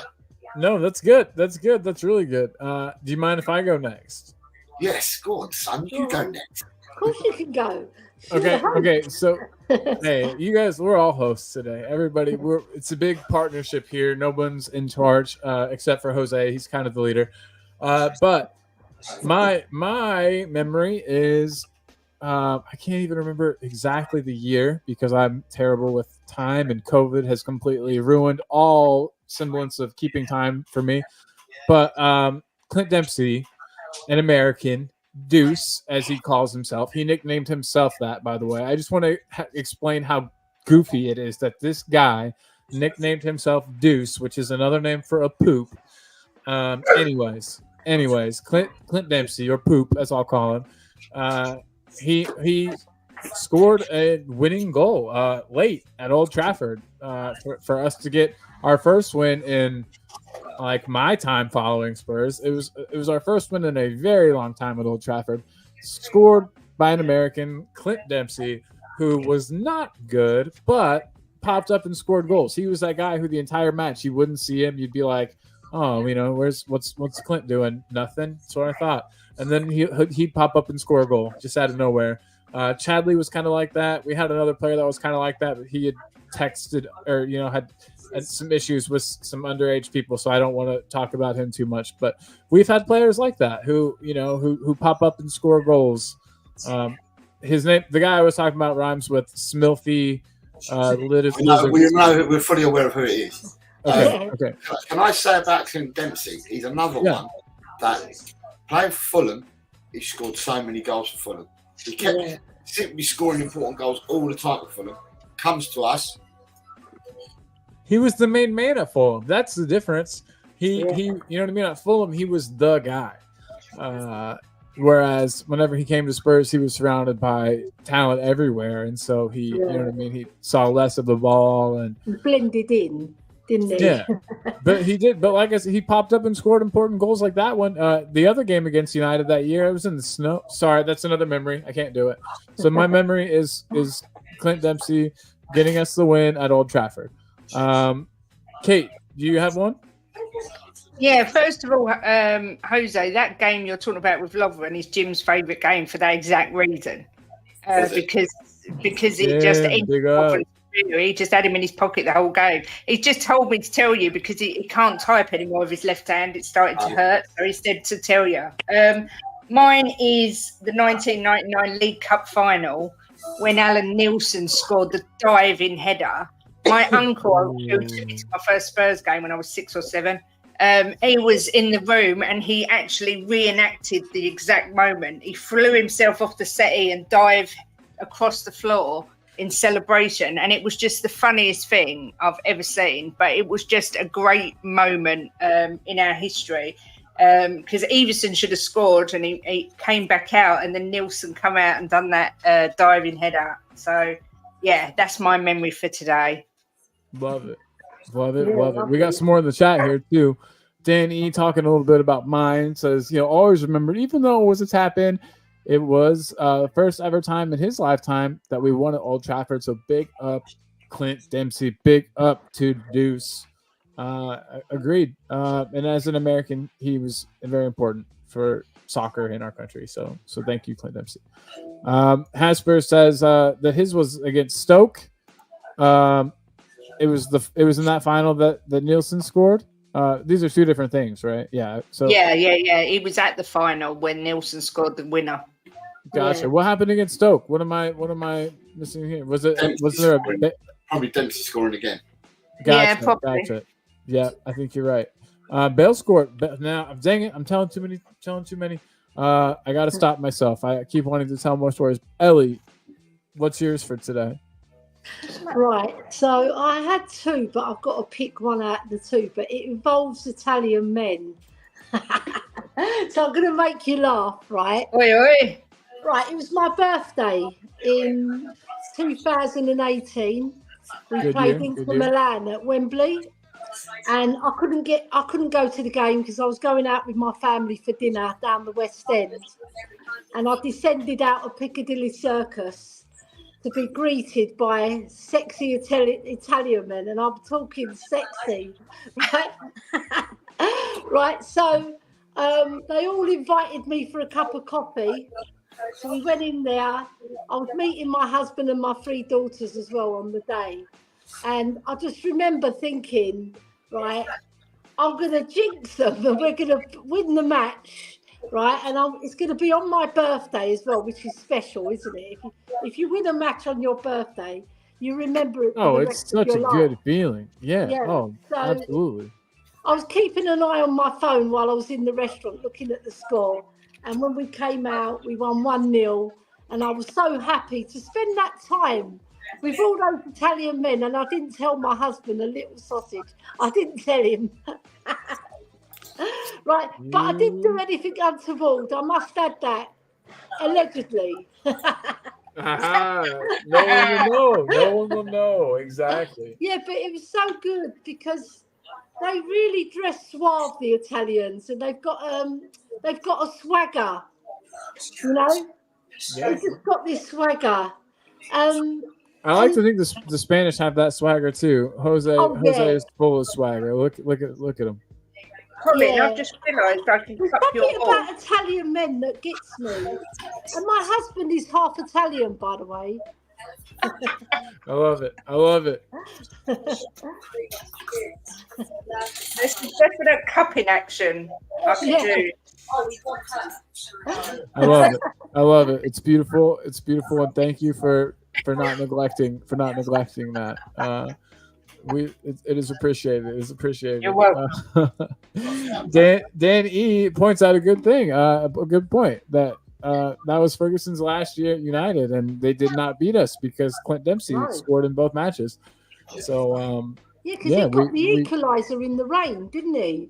Snow. It was in the snow. Yeah. Yeah. That was a good one. His goal against Stoke was class. We've got a very good number of knowledgeable people that have knowledge of a broad base that takes us back for years and years. So it's been a pleasure looking at the comments today. Absolutely. Real quick, Ellie, 2018, that was your 18th birthday, right? Yeah, it was. I didn't know. Yeah. Dragon D's nut. I've got your number as well. That puts you at 23 this year, right? Yep, you're 23 now. That's right. Feeling good, feeling 23. Keep on stirring. Real quick, so the goalie made a mistake. Remember, Dempsey was off balance from about 45 yards out, put it right into the back of the goal. I'm gonna have to look that up after this. Wow. Everybody, it has been a great show, and it has been a great guest corner. Can we just recap quickly for those that we have in the chat now who may have missed it earlier? Yeah. They have to do it. They have to be very, very quick though on the keeper West Bam. Absolutely. We'll start out with. You have to be quick. We'll hold it up for 30 seconds. Make your decisions. Make your choices. Who you keeping? Who you sending? Teddy Sheringham versus Gary Lineker is the first one, guys. Everybody get your answer in the chat if you have not put it in yet. We've also got for you guys another tasty treat. It is Woodgate versus Goff. And this one's split opinion. I like this one because it split opinions pretty well. So did the first one, but Jose did a good job to make sure they would. And then finally we've got Roll Fox versus Andy Sinton.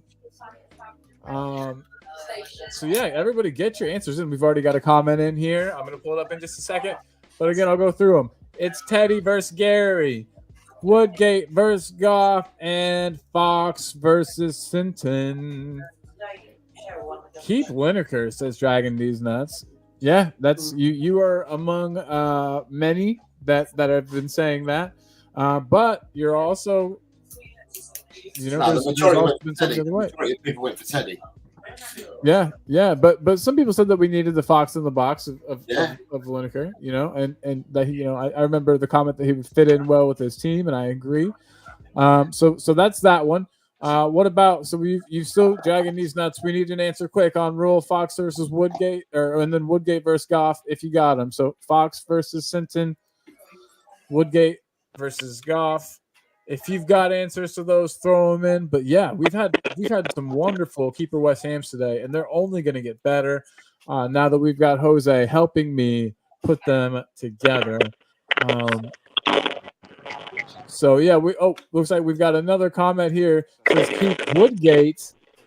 Perfect. That is another good answer. Another popular one. But again, it was split. So I like your answer. I think with you saying Woodgate, I think that officially pushes it over, and Woodgate wins that one, I think, pretty handedly. Ellie has left the building. She might be back. Hopefully she's back to say goodbye. we are getting ready to leave. And again, I wanted to throw up the links to my friends' pages here, and I have got them. Just 1 second here. It is first. Kate has joined us today. She has spent 2 hours and 10 minutes with us, hanging out after she already did a full show with Ellie. Kate, thank you for coming on and being part of the 100th stream on the Talking Ball channel, celebrating that we have surpassed 300 subscribers. It didn't feel like it would ever happen, but it did. If you're watching this and you haven't subscribed to Kate's channel, I almost said Ellie, sorry, to Kate's channel, please get over there and do so. She has a brand new show premiering tomorrow at 1, you said? Correct? Yeah, 1 p.m. UK? Yeah. Well, hey, I will be there with bells on. I can't wait to watch. I'll be in the comments agreeing with Jim. Real quick, tell us what to expect. Tell us what to expect on the show tomorrow, please, if you don't mind. My goodness. If you're going to agree with Jim, well, I might have to unsubscribe. No, just kidding. Ellie's right. Dang, I did it right. I did it again. Kate's right. So sorry. I'm so used to saying Ellie. Tomorrow's show is me, and for the first time, my husband's debuting on the channel. It's our new show, and every week we will be debating something because my husband is an eternal optimist, and I am a realist stroke pessimist, as everyone keeps telling me. And tomorrow's subject is Jim actually thinks Tottenham can win the league. So we shall be debating that tomorrow. I can't wait to see it. And we can't wait for Jim's finally coming out and being on a show. I'm very excited. Right there, youtube.com/@JustAGirlWhoLovesSpurs. It is a wonderful channel. Please go check it out and show her some love. She's definitely shown me some love today. We owe it back, everybody. We're a big family here. We can all support each other. So let's get over to Kate's channel and make sure we're subscribed. We got that notification bell hit so we don't ever miss a show. And Ellie is back. Ellie, what is Sorry, up? I had the Daleks attacking the phone. Hey, it's okay. You've done a great job of getting rid of them. You've got some powers there. You are the doctor, I think. What I do, I put the fan on it for 10 seconds to cool the phone down.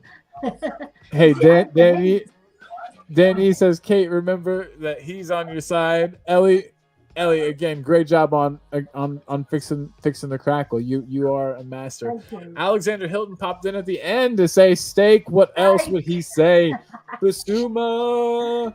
Alex, good to have you here, man. We're ending, but don't fret. I'm doing a second show today, following Jacob's show on United Spurs of America. We're doing kind of a little second goof off show, so can't wait for that. Beer Talk says only 2 teams in the Premier League that have started this well didn't make top 4. I like that. I like the sound of that a lot. Steak again. They've been exterminated. Got him. Exterminated. What's that keyboard show he's asking? Yeah, we'll get it real quick. So we've got Raul Fox versus Andy Sinton. We've got Woodgate versus Goff. And we've got Teddy versus Gary. They're all tough ones. I'll go through them one more time for you real quick, Steak. Raul Fox versus Andy Sinton. I almost said Sinton. Woodgate versus Goff. And Sheringham versus Lineker. What have you got, my man? I'm excited to see your choices. So yes, Alex, those were the keeper West Hams today. Get your answers in quick. And Ellie, while he's getting his answers in, let me get this off here. We talked about Kate and her channel. Where do we find you? Where are you going to be? How can people see more of your face and your beautiful face and your beautiful Spurs knowledge? Okay, well, you find me on Kate's show. Today I was on with Kate. It moved from Wednesday to Tuesday, so every Tuesday I'm with Kate. Ellie and Kate talk Tottenham, right? And we talk other things as well. We make people laugh. Lots of sex jokes, guys. Just throwing it out there. Lots of sexual humor. Just the girl who loves Spurs. Everybody, please check it out.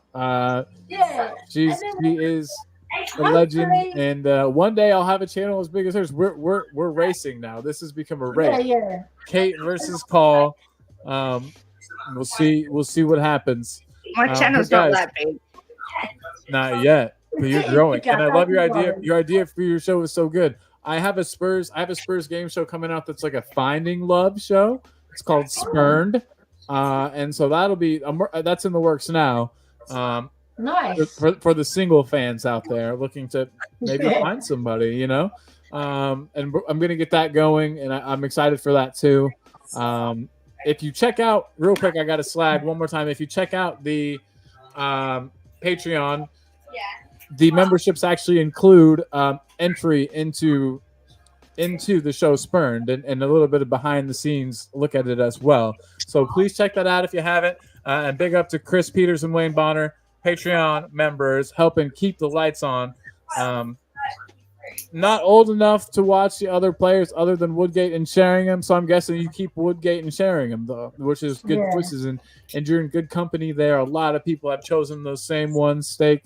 Adult chat 18+ on A Girl Who Loves Spurs. Totally agreed. I'm gonna get that banner back up. Was it called Spurned? Did you say? Spurned, yeah, that's gonna be the name of it. It's been in the works You for a think you while. said something else already? Do what now? Yeah, do you know what? Oh shit! I might be on it if my husband hears that Italian story. Yeah, you might have to be. I'm really excited for it, and I can't wait for you guys to see it. But again, I'm gonna put this up while we're kind of ending things here. This is the channel to see. Phil P's just come. Give Phil P the keyboard Westbands. Go on. Woo! Yeah. Phil P, real quick, bub. Woo! We are ending things, but I need your answers here. Who are you keeping? Fox. Who are you sending to West Ham? So Ralph Fox versus Andy Simpson. Then we've got Woodgate versus Goff. And Teddy Sheringham versus Gary Lineker. So yeah, Phil P, good to see you, bub, and would love your answers on these. I'll run through them real fast one more time. You've seen these two. This is the main event right here, but we've also got Woodgate versus Goff and Fox versus Sinton. If it'll ever come up, I'm having problems. Okay, there we go, StreamYard. Thank you. But yeah, so get your votes in, Phil P. But yeah, I wanted to Meta Football TV is here for a second. Hey, thank you so much for the kind words, my man. We are just ending the show, unfortunately, but you will be able to watch the replay. I would love it if you would do so. We had a really, really fun time today. It's been a great show. 100th show on the channel. So we're having a bit of a CELE celebration here. But Phil P, his answers were quick. Keep sharing them. Goff and Foxy.